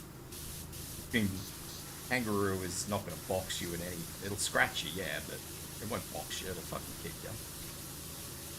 So a lot of people front up, like, I've seen a lot of people front up to a kangaroo thinking that, yeah, it's going to take a swing at him and it just fucking boots him. And you're just like, man, you're a 50-50 odds you're going to lose your guts in this fight. And this dickhead, you know.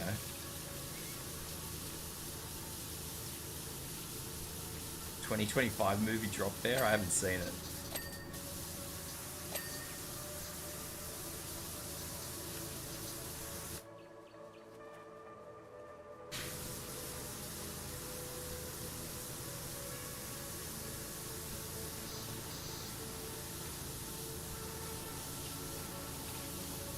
A lot of people play a lot of foreigners actually play really fucking dangerous games with cassowaries too.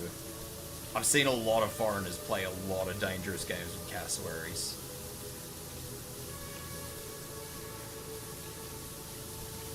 Now, I don't know why you'd fuck around and find out with a fucking dinosaur, but man.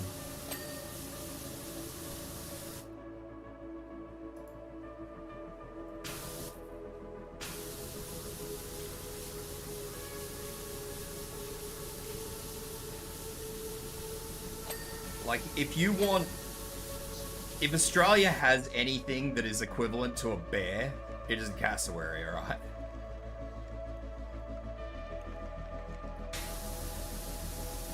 If a cassowary starts walking towards you, you walk away from it. You don't run, you don't fucking try and feed it, you walk slowly away facing it. And you try and put something between you and the bird, but you don't fucking fling it around. Like, you don't get a big stick and start swinging it like your life depends on it. You just have something in between you and the bird.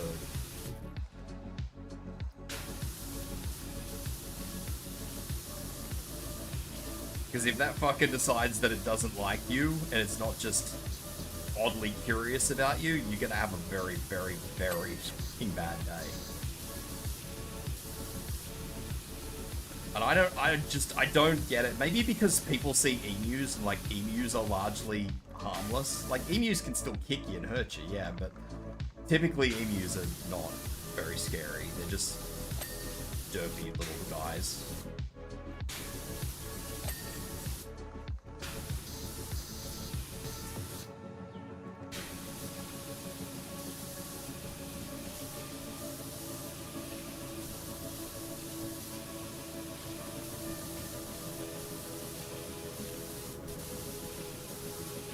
Like, if you have food just on the ground, if you're sitting somewhere having a picnic or lunch or something, and Saweri takes interest in you, you just get up and walk away. You leave your food and come back afterwards. That is the Cassowari's lunch now, not yours.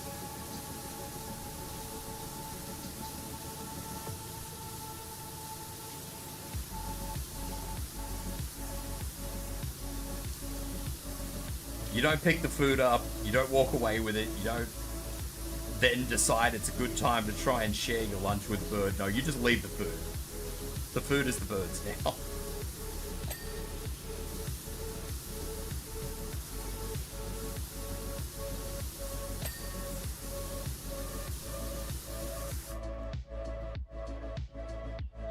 We have Geese, the bird that has the temperament of a crackhead on 4th Street after you stole its left sock.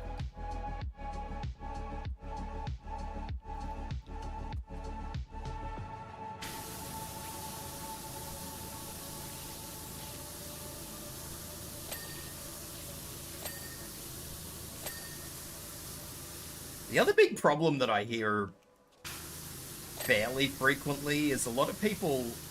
Now, don't get me wrong, when most people come here, they don't back. But, like, they actually do a proper holiday thing, and they usually stay somewhere. Like, they usually go to Sydney or Brisbane or Melbourne. You know, they go to a city, and they stay at the city and that. But I hear a lot of stories of backpackers that come over here and, you know, they rent the car and they go for a drive and they think they can drive across Australia. Especially, I hate to say it, especially Americans. Because a lot of Americans don't realize how big Australia is.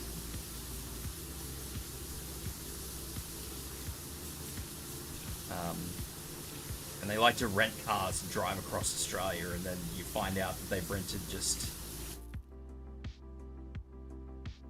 You find out that they've broken down in the middle of the fucking desert when they're trying to get across to Western Australia or back the other way. And then they get out and they walk because they think that they can just walk to the next town. And then they end up fucking dead in the desert somewhere. Like, that happens more often than I care to admit.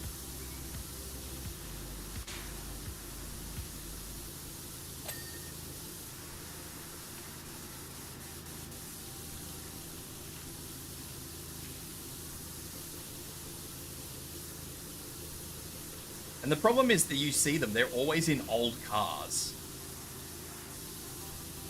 They're always in old cars, and I get it, like, they're backpackers. So, you know, obviously, cash is going to be a bit on the short side, but man, going in an old car across the middle of Australia is a bold move.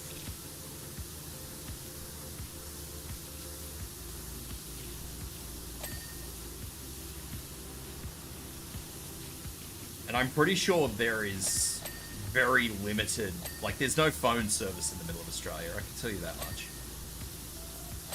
So you would need satellite stuff.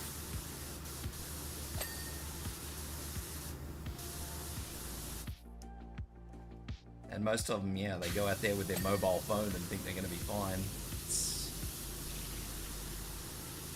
It's sad, but I mean, at the same time, it happens so often, you're just like, well, you know, is nobody learning from anybody else's mistakes here? Like, these things aren't covered up either. You can find this stuff every other summer here. Like, a German girl last year, I think it was, got lost in the fucking outback for 2 weeks, 3 weeks, I think it was. They found her alive. Tough girl.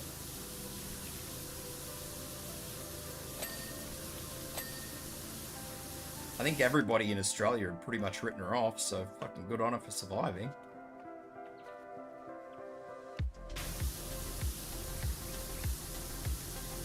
I say outback. She wasn't actually in the outback. She was in like an arid biome.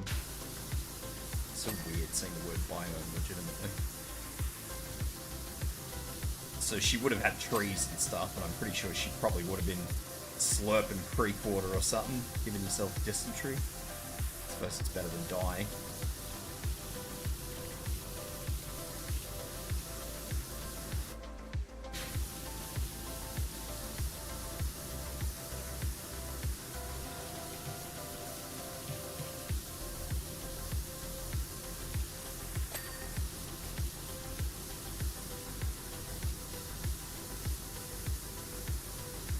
Yeah, because they found a car pretty quick. They just didn't find her. They found a car after a couple of days.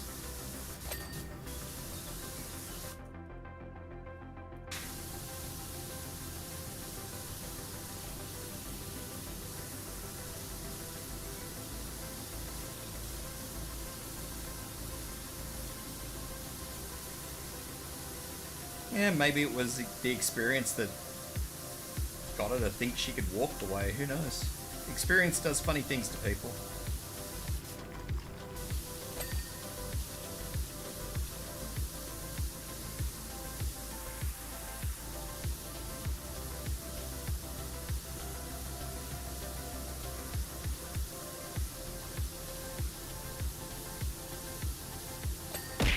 Yeah.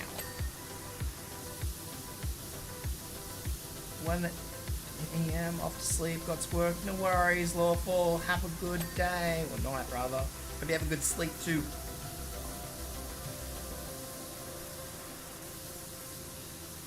Ugh, I might take a bathroom break. I'll finish this village hall and then I'll take a bathroom break.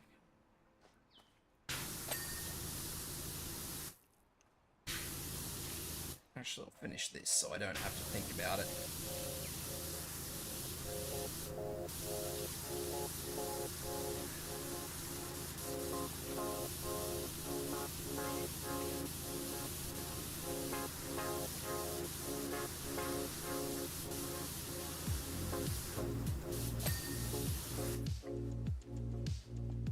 Yeah, it's definitely time to take bathroom break.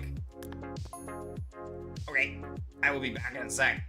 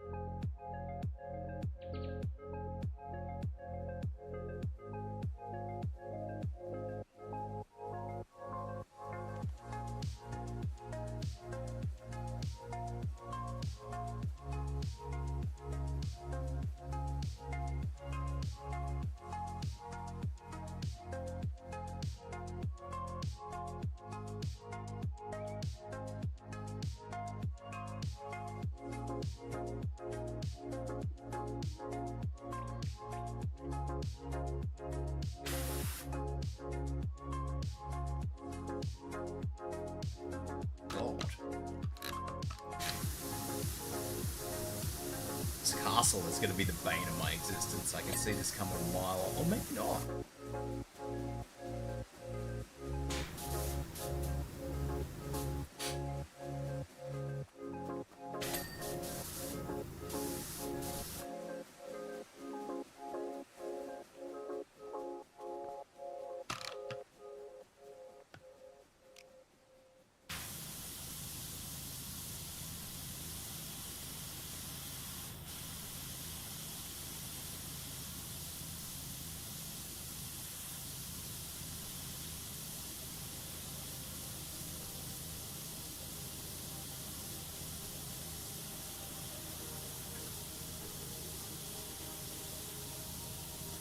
I'm seriously, genuinely desperate to play some World of Warcraft, though, honestly.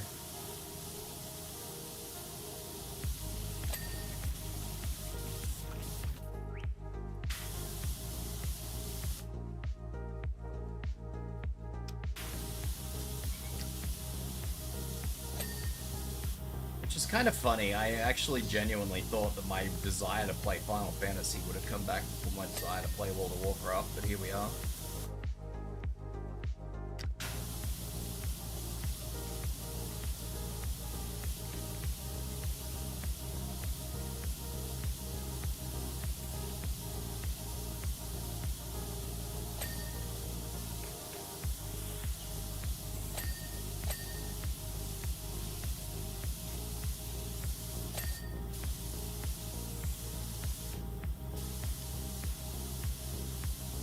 I kind of stopped caring about the Final Fantasy story. I used to be super invested in it. Certainly not to the level of, like, interest that I am in, say, the Arknight story. Like, I'm actually genuinely invested in the Arknight story, but... like, I enjoyed, I guess is the best way to say it, I enjoyed the Final Fantasy XIV story, but... at some point in time, I just got tired. Maybe... yeah, I don't know when I lost interest in it.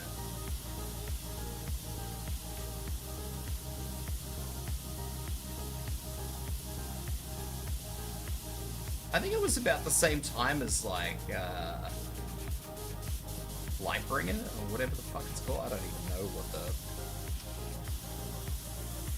expansion pack's called now.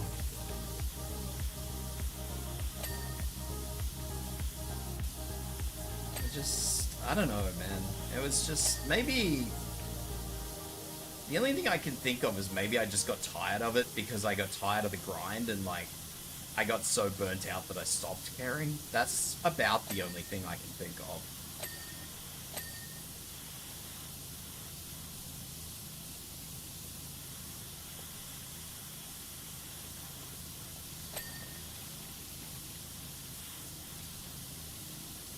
Because I remember that I used to try not to let it do it, but, you know, my insides used to eat at me. There used to be this one guy who was just, you just played 14 to play 14.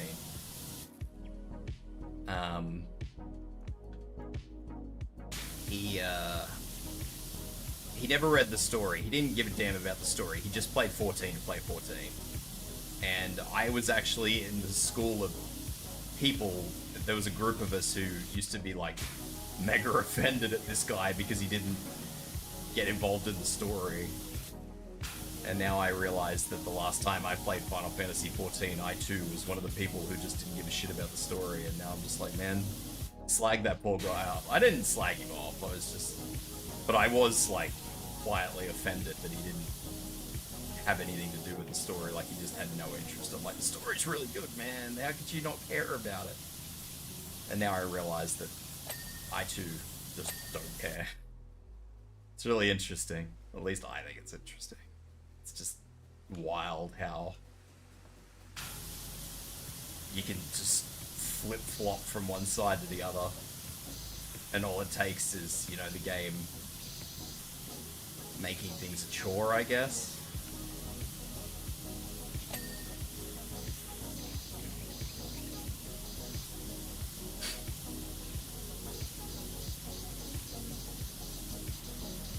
I mean, I'll be honest, I never cared much about the World of Warcraft story. Like, when I played Warcraft, I didn't give a shit about the story.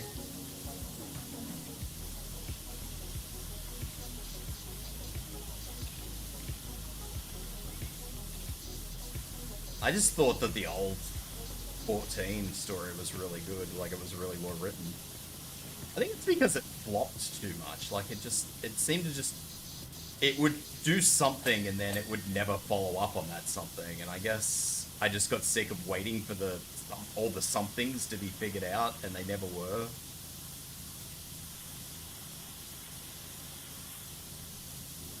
I can only assume, looking back on it, that was what actually did it for me. Because there were so many things in that game that it just sort of tipped its hat at, and it's just... I don't even think to this day any of them have been resolved.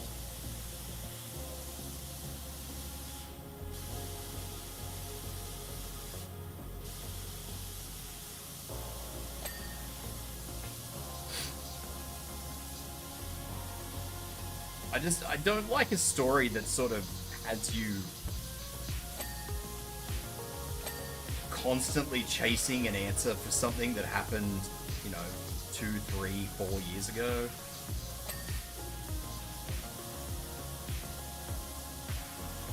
You know, I can probably live with stuff in the space of a single expansion pack, like something is hinted at the start or at the end of a previous expansion pack, and then sometime during the following expansion pack, the story tells itself. But yeah, when it just goes on and on and on, it just... Or it's mentioned once and then it's never mentioned again. It's just like, what was the purpose of this?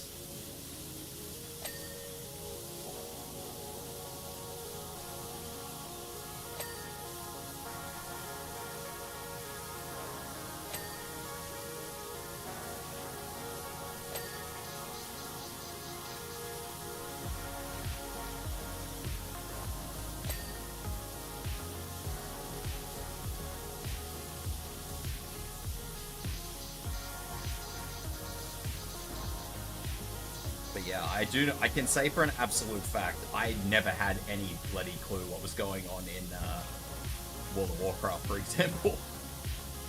I mean, I kind of had a basic idea, but I didn't, like, I wouldn't have known the ins and outs of what was going on. Like, I just knew bits and pieces.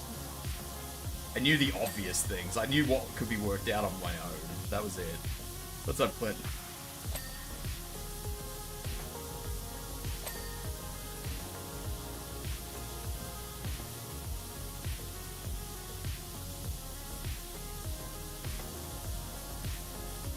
Definitely not invested in that. I just kind of played it to play it.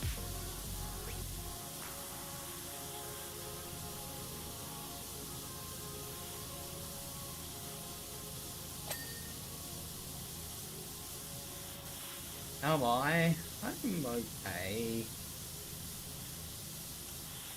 I'm getting there. I would be better if it wasn't so humid. How about that?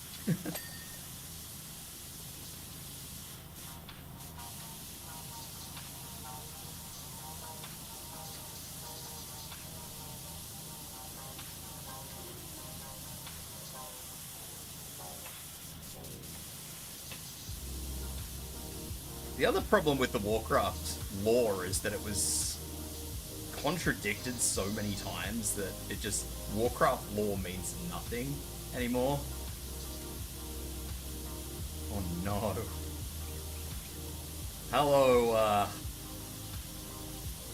eating John Cena's buttocks.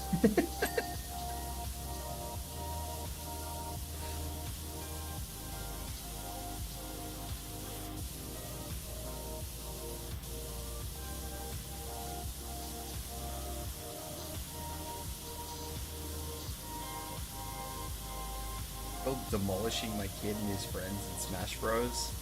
Why?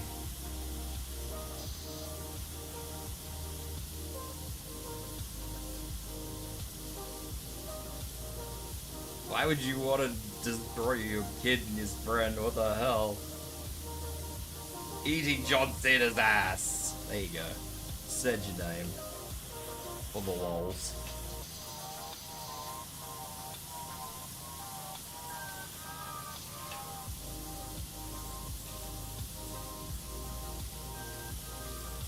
For the giggles.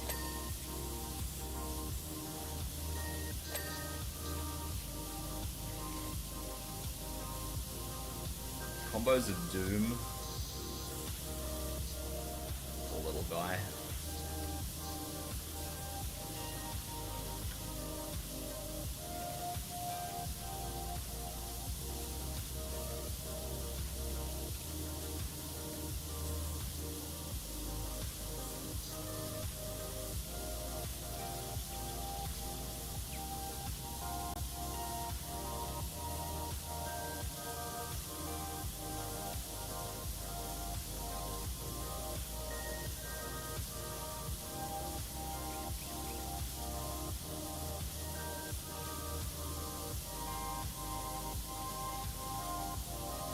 Think about if I ever have kids, what it's gonna end up like. I don't think I'm competitive enough. I reckon I'd be that dad that just lets the kid win all the time, honestly.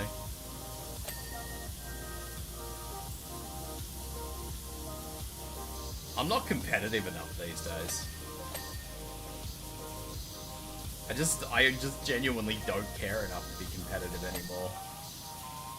Like I keep saying every now and then, I've done my competitive time. I'm not doing it anymore. I don't have it in me.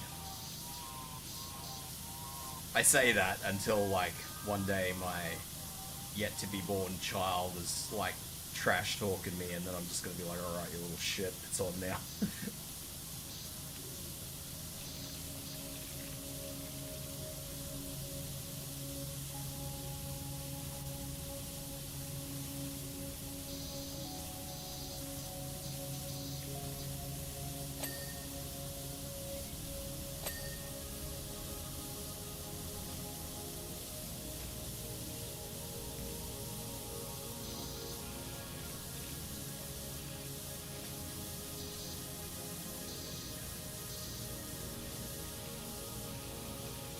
Get ready to be spanked.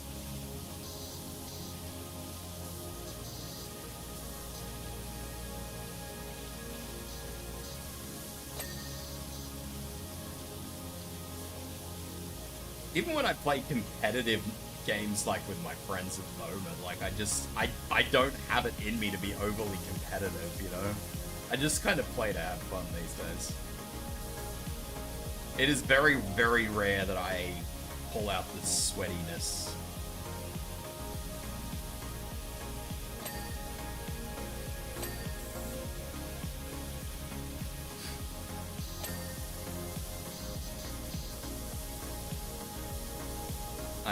The last time I remember pulling out the sweatiness was when somebody was slagging me off in 14, Final Fantasy 14.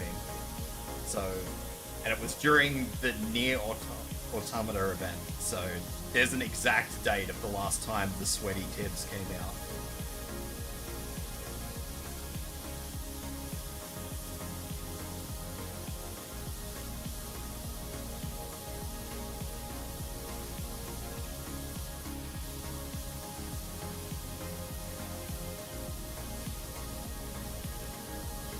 That's how long ago it was.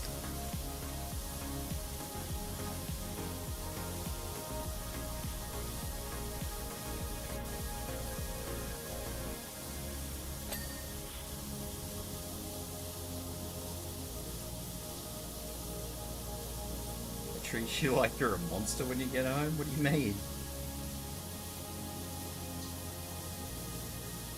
It's because you beat them up in Smash Bros, isn't it?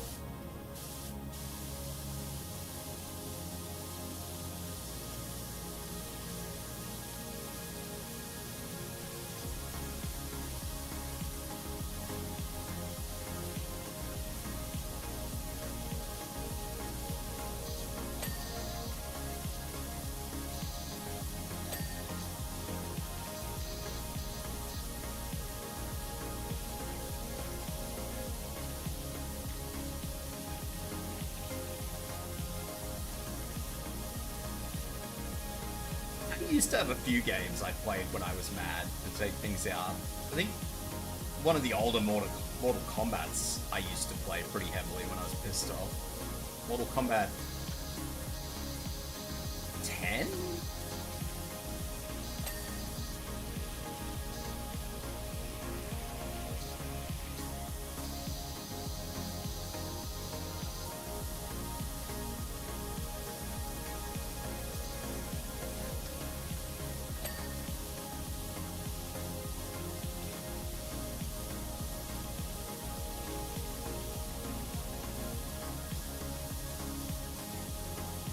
Yeah. I don't know what it is. It's interesting. I always find it funny when somebody talks to me about, like, playing full sweaty these days, because it's been so long since I've ever even had the urge to play sweaty.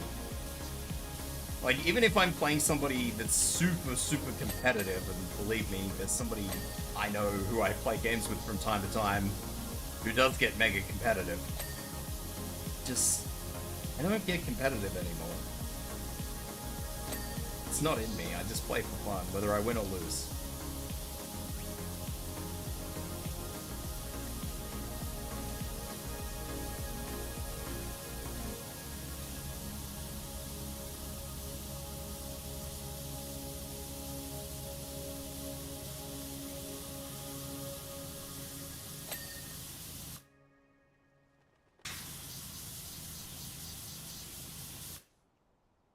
It's really weird to think that I've lost that, I don't know if I've lost the competitive side of myself, but it's very interesting to note and realize that the competitive side has not been seen for quite a while.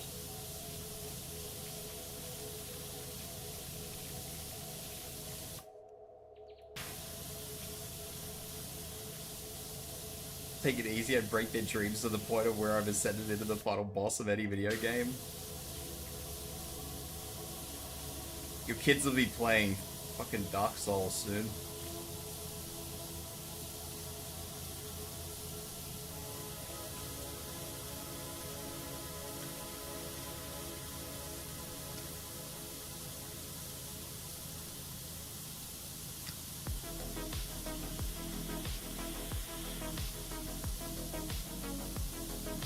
They'll be playing Dark Souls to prepare themselves for your coming.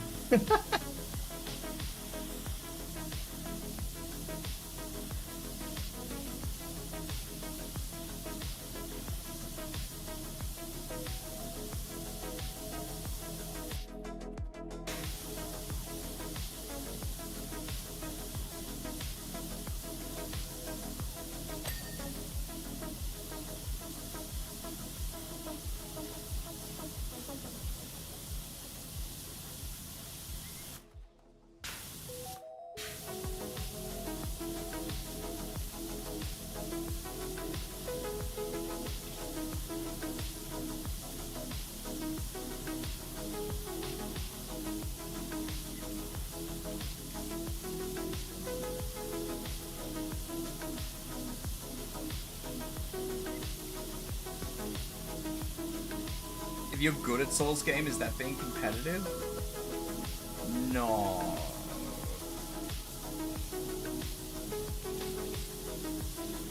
I don't know what being good at Souls games is. Patience, I would say. You know what? I reckon if you're good at a Souls game, you're very good at being a patient individual. I think it takes a lot of patience to dedicate yourself to a Souls game and get good at being, like, a Souls game. Souls game is observation and timing, but yeah, I think we'd be foolish to not say that patience plays a huge part in Souls games. Because I've watched a lot of people, too, that get greedy in Souls games, and being greedy gets you, not very good. That, oh, I can just squeeze in one extra hit, always tends to lead to the worst outcomes. Which is why I'm horrible at Souls. Well, one reason why I'm horrible at Souls games. It's not the reason. It is a reason.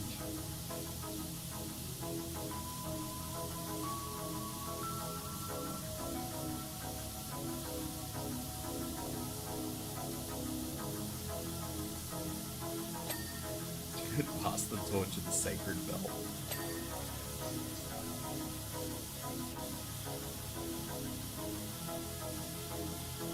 It's all fun and games until he starts beating you consistently, and then it's all downhill from there.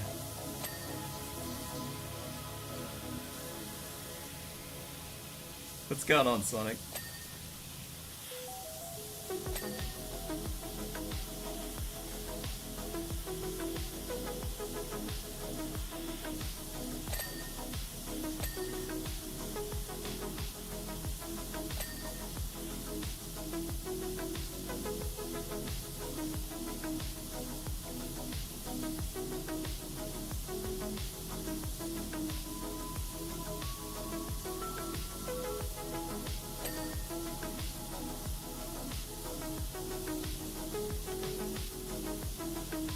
Speaking of games that require patience, I have to play Monster Hunter tonight, I think.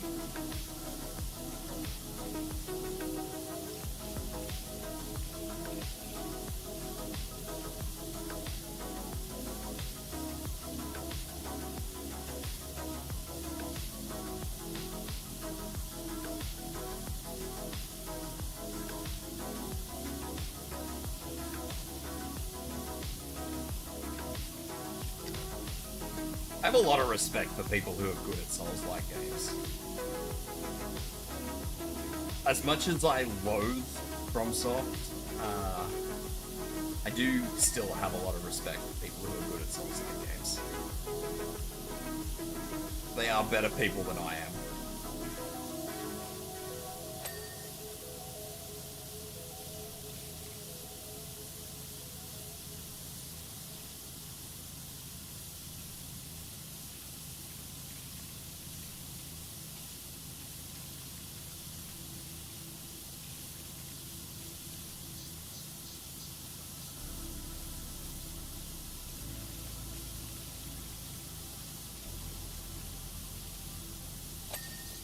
Wasn't that bellhead fella?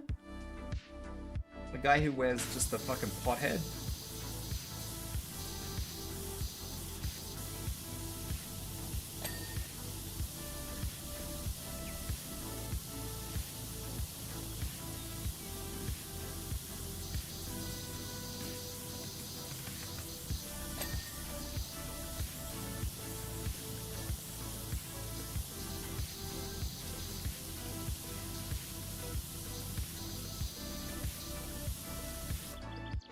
Good. My birthday just passed about a week ago on the 4th, and I spent the day at Disneyland.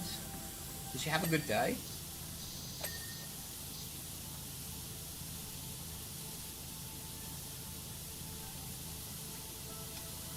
I certainly hope you did, and happy belated birthday.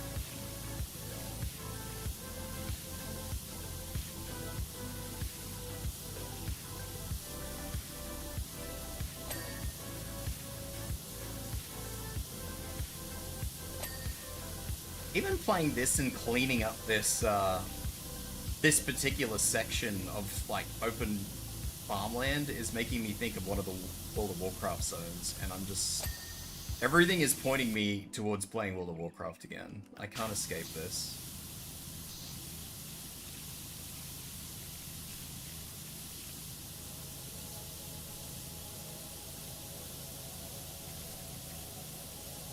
I'm holding Enfield entirely responsible for this.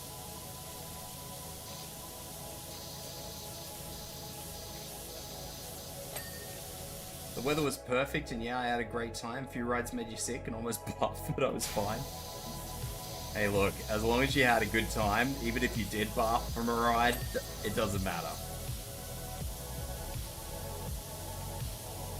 It's part of the experience. Don't let anybody tell you otherwise. As long as you don't barf on somebody else.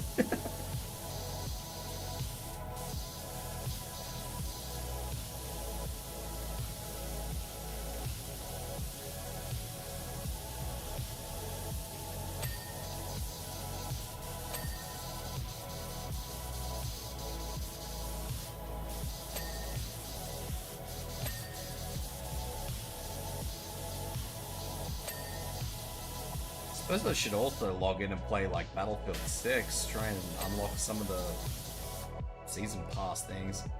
My house is becoming the next Australia just because of how many spiders there are in my bathroom. Oh no.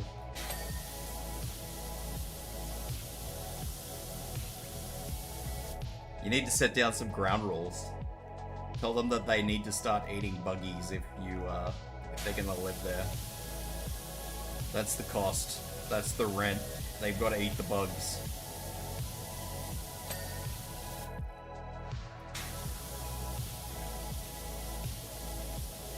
They all got eviction notices if they don't pay rent and bugs live out. Exactly.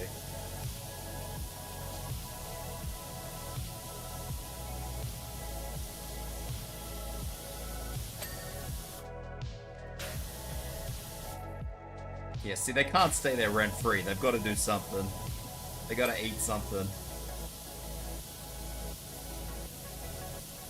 So I had to keep it in because it was with other people on the ride too, as well as my friend. Glad you were able to.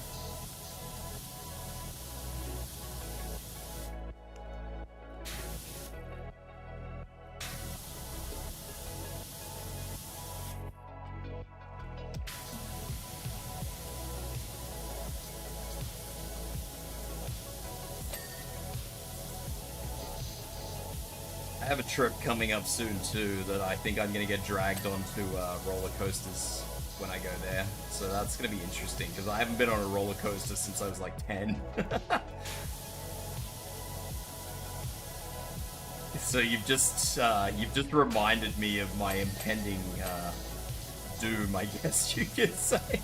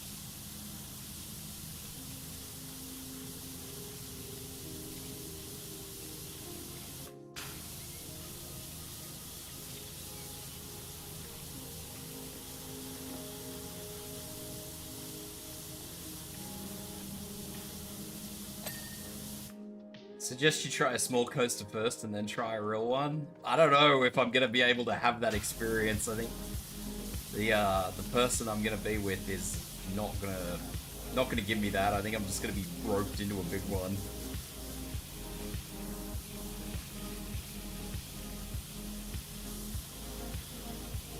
So I may be joining you in the bathroom stalls, buddy.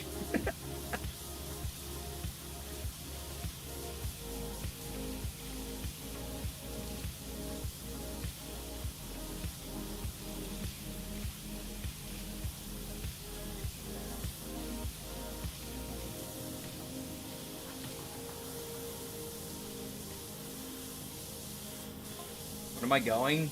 I will be going in May.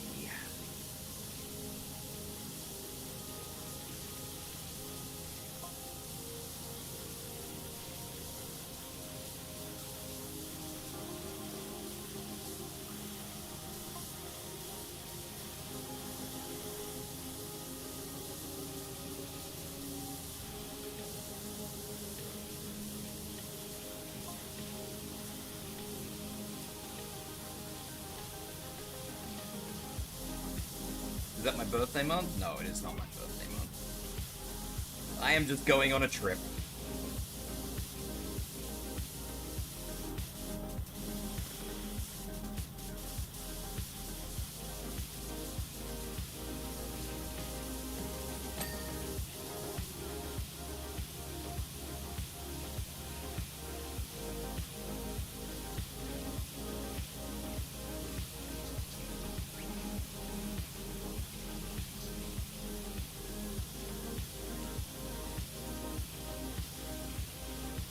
No special reason, just going on a trip.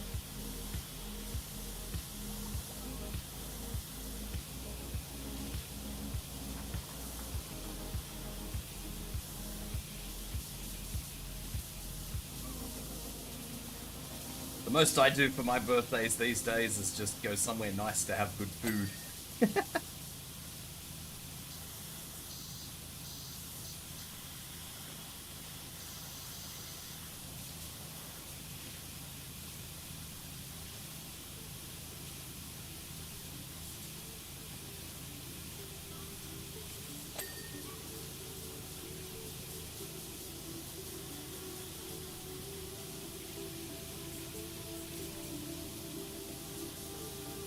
Reminds me, I want to go to a Korean place. I want to go to my local Korean barbecue place again. Or, I don't know if it's the only Korean place that I have, but... I don't know if it's the local, because I don't know how many there actually are, but I want to go to Korean barbecue again, because I am craving it.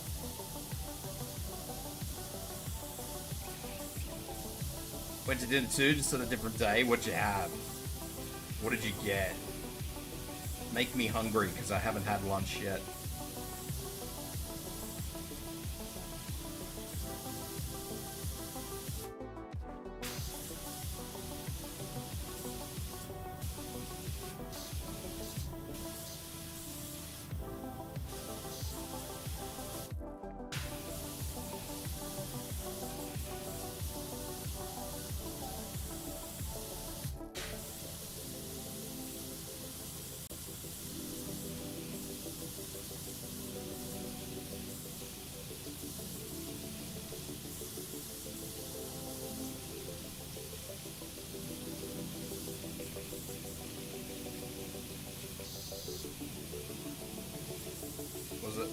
Proper wood-fired pizza? I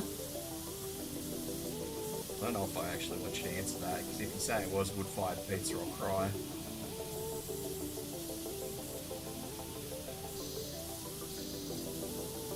Nutsville.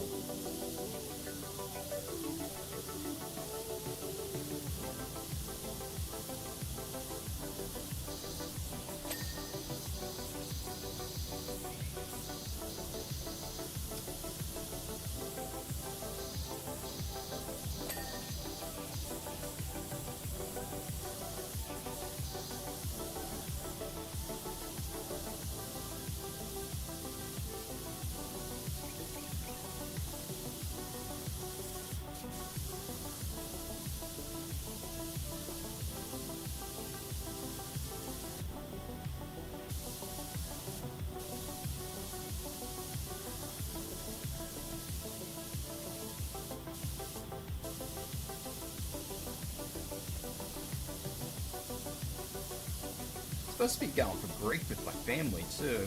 I might have to see what's going on with that. I was supposed to go like 2 weeks ago, but nobody told me what was going on.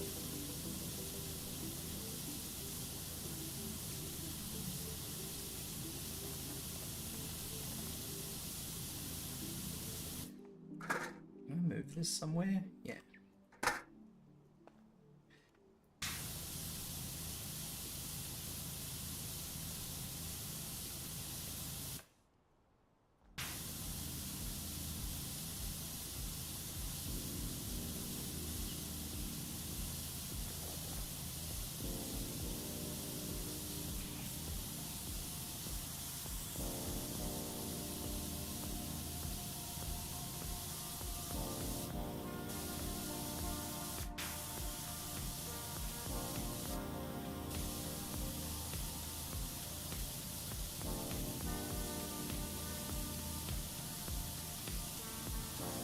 Nearly done, 95%. Can't believe it.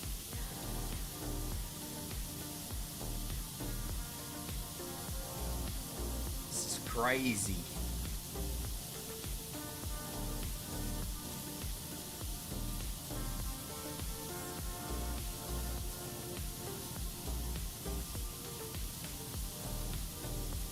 Still can't get over though. I know I keep going back to this, but I want to be really clear about this. I cannot get over how much I want to play Warcraft again. That is a dangerously large amount of Warcraft. Who knows? Maybe I'll do a Warcraft stream this week.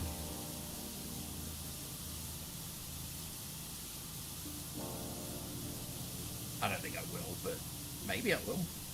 Who knows? It's a surprise to everyone.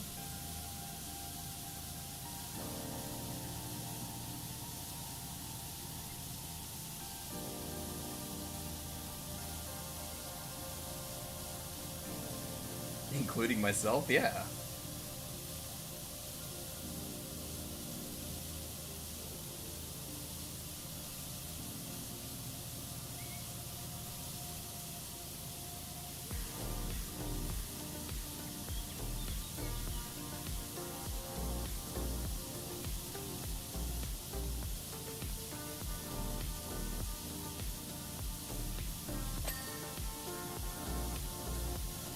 I do want to do Monster Hunter stuff. There is Monster Hunter stuff I would like to do.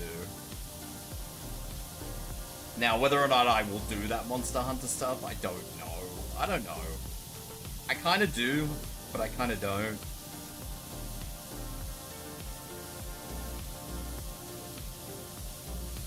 Like I said, there's Space Marine 2 that I would like to play, but I think I'm going to be fucked for that, because everybody's going to be wanting to play Tech Marine, and it's just going to be annoying.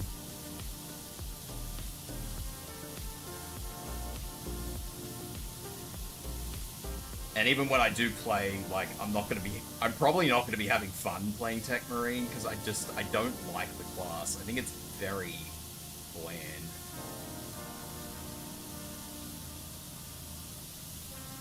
It is a very vanilla class.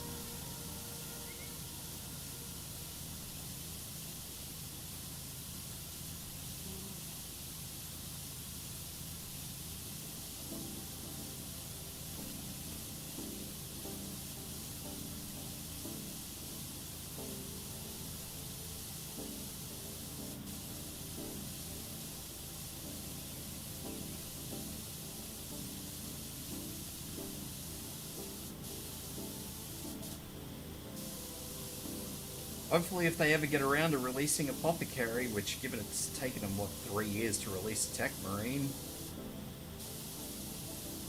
maybe they'll do a little bit better of a job. A little bit better of a job.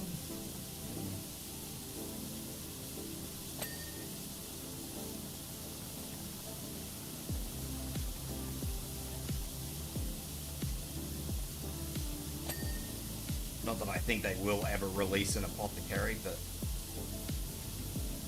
who knows? I might get surprised.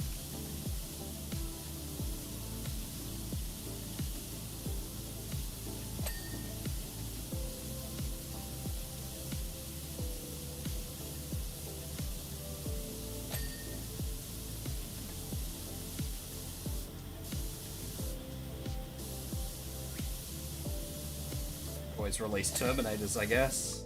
That would be interesting, maybe.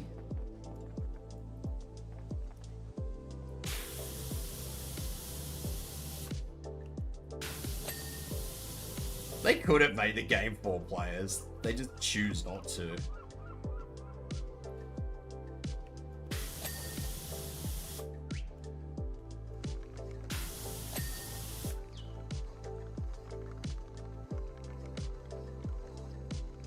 Like, nobody would have cared, honestly.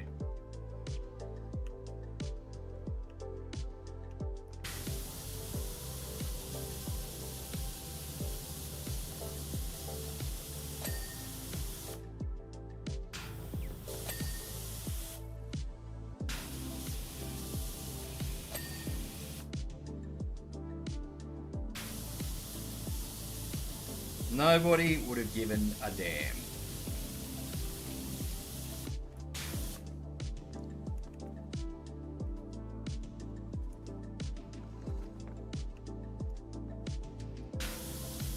Why won't you be clean?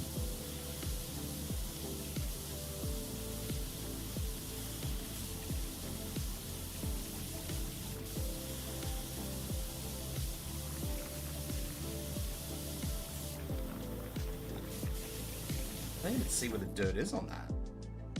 It's just this one in the middle. Are you kidding me? There's like a couple of little tiny pieces on it. Blech.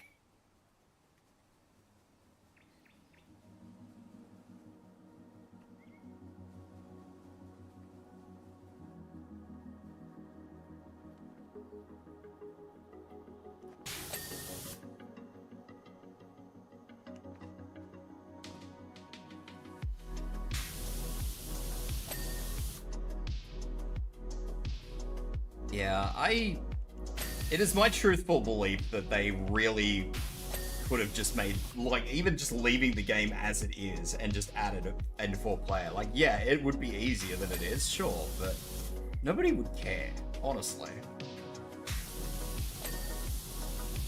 Nobody would sit there and go, oh, this isn't fun. Like, everybody plays Space Marine because they want to have that sort of power fantasy, you know? They want to have that Astartes power Primaris at the moment. Power fantasy, you know? They don't play it. I mean, yeah, some people might play it for the challenge, but a lot of people don't.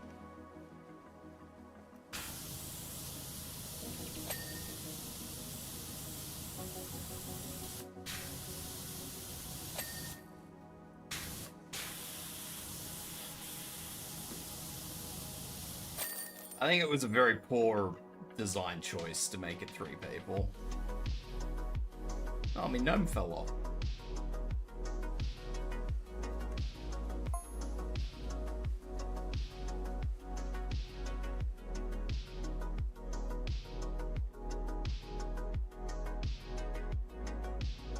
No, I put the gnome on the train.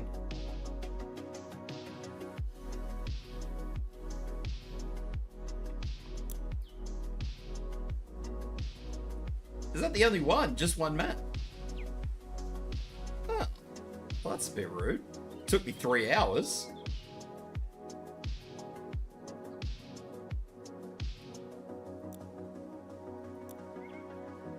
No, just one map. That's it.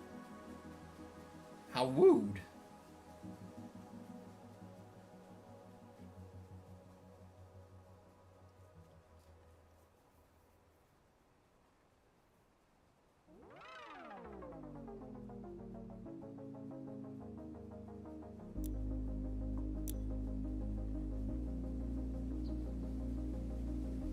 Well then, I guess that's it. Just one thing. That's a bit lame. I was hoping there'd be at least one more map. I mean, yeah, like I said, this took me 3 hours, but can you imagine if you were doing this with 3 other people? Like, it'd only be like a half-hour map. It's a little bit disappointing. Yeah, Adventure Time is the first one.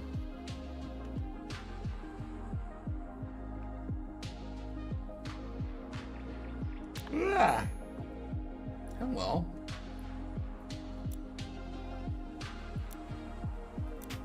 That is a little disappointing. Oh well, I guess that's all for me for the day then. How do I get back to...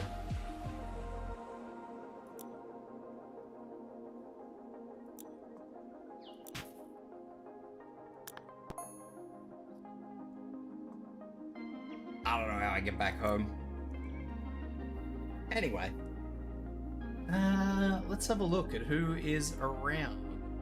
I might just wrap up for the day.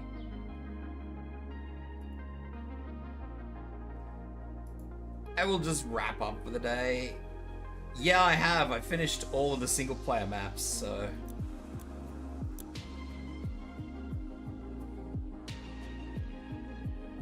yeah.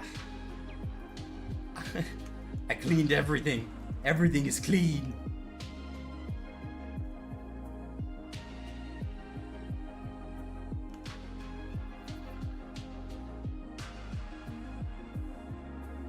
Yeah, I might just wrap it up for today.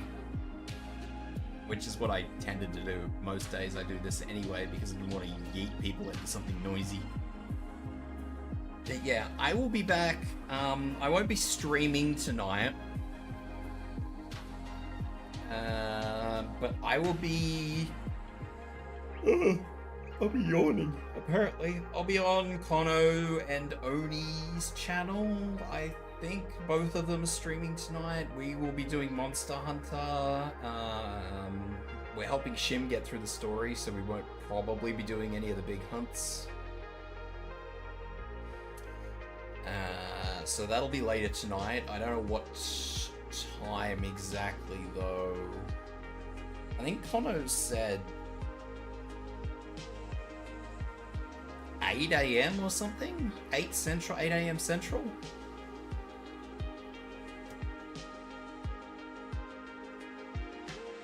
I think?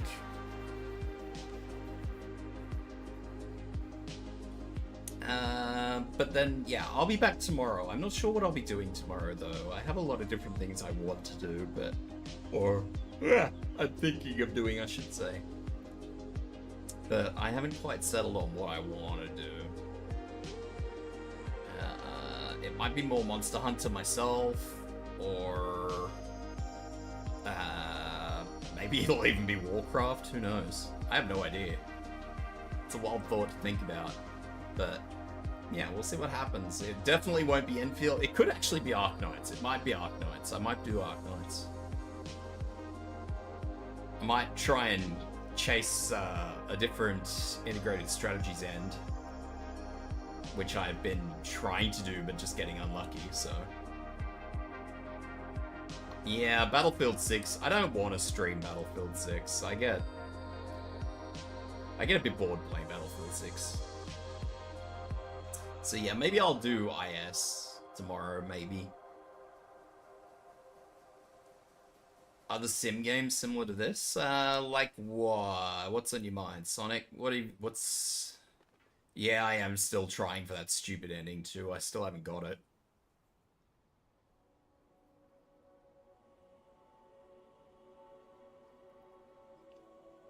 There are a couple of silly simulation games like this that I'm waiting for, which just haven't come out.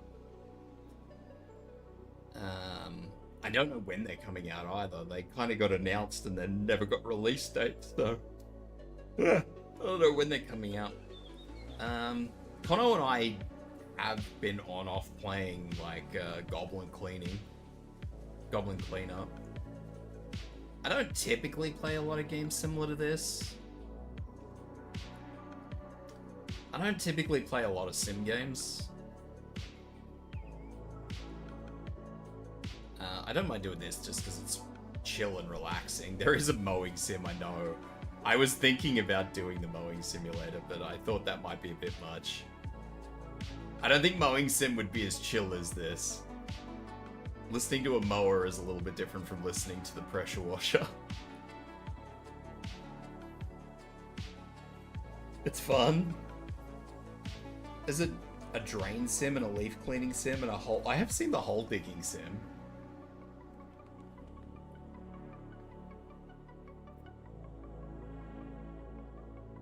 I'm trying to, now that you mentioned the crime scene cleaner, I have been trying to get people to play Viscera with me, but I have not been able or successful in doing that.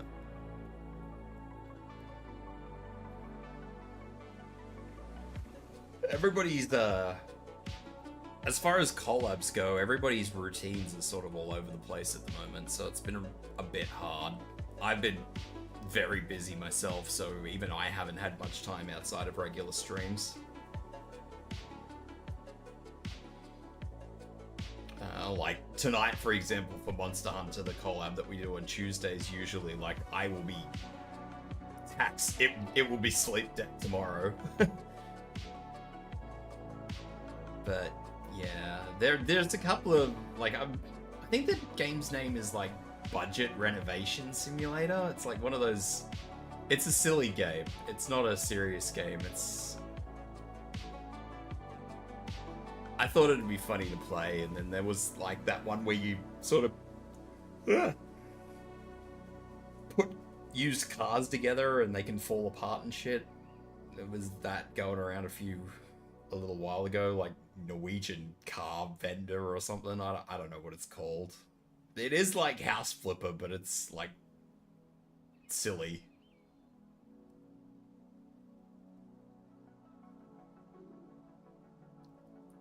So I do, whenever those games come out, I do plan on playing them, but at the moment, no, I haven't got any plans to play any other simulator. I can't even think of any other sim games that I'm looking at the moment.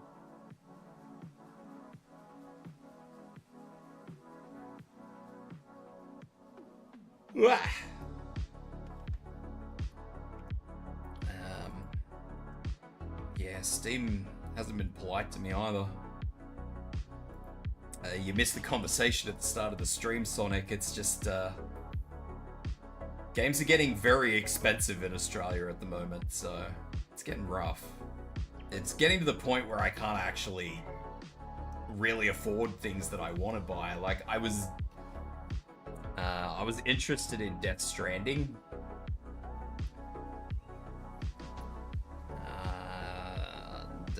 I was pretty keen on Death Stranding 2 because obviously it takes part in Australia, so I thought that'd be, you know, I'm Australian, that'd be a cool little thing to do.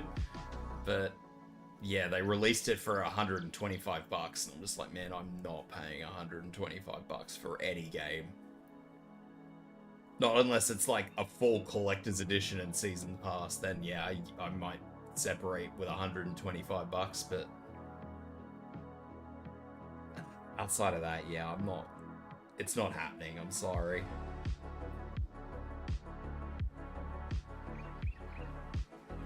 And the problem with it is too, like, there are people, like, I know people who could gift it to me cheaper, because I know that they can buy it cheaper in their region and gift it to me with, like, I presume, I haven't looked, but I presume they could get me, like, a code and give it to me, and I can just give them the money back. But the problem is when I see a game for 125 bucks or anything around that sort of level, it's really off-putting.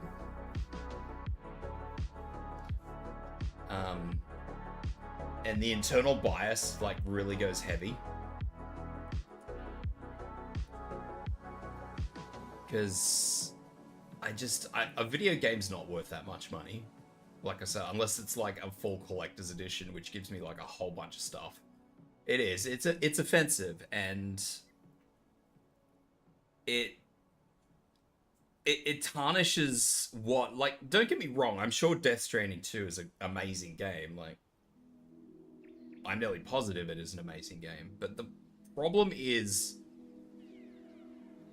it can be the most amazing game in the world, but when somebody slaps shit in my face, you kind of don't forget the person that slapped shit in my face. If that makes sense.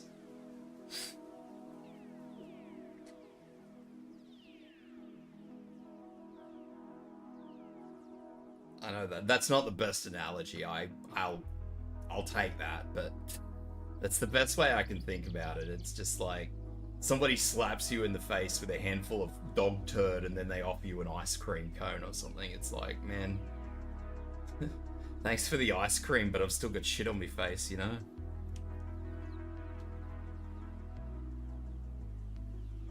And, you know, that experience alone will ruin the entire game for me.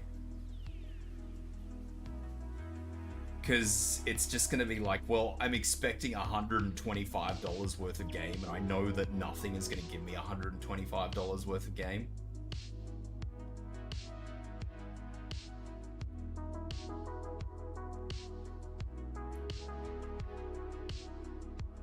It's kind of like Resident Evil Requiem. I think I separated with over $100 for that game too. I think I separated with $107 for that thing, and it's just like, I got 20 hours out of that game. And if I were to play that game through to 100% completion, I would probably only get about 40 hours out of that game, and 40 hours to me is not worth $120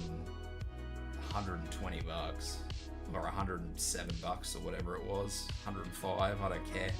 It's not worth more than $100. As far as I'm concerned, it's $1 an hour.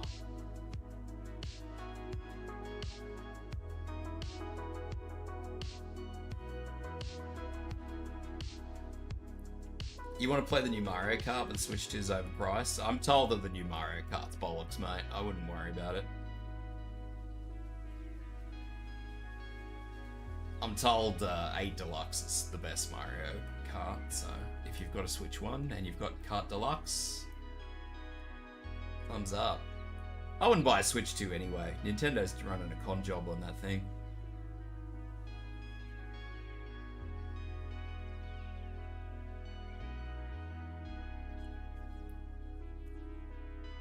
Nintendo's running a big con job on that Nintendo. Anyway. I will be back tomorrow because I don't want these ads to go through. Snooze those. I will be back tomorrow. Like I said, I'm not sure what I will be doing. I genuinely don't. There's like 5 things that are in my head. It will probably be Arknights. But I'm not guaranteeing it will be. So, yeah. That said, thank you guys for dropping in and chatting. I appreciate you guys as always. And yeah, look after yourselves, especially cape up, because you said you're in a dicey area for a few hours. And yeah. Oh, 100 biddy. Shade 221 just shared 100 bits. Thank you for the 100 biddies. Stream Burp, we'll see you tomorrow. Yeah. So we'll see what's going on. I don't know what's going on. It's a mystery even to me. Anyway, take care everyone. Bye-bye.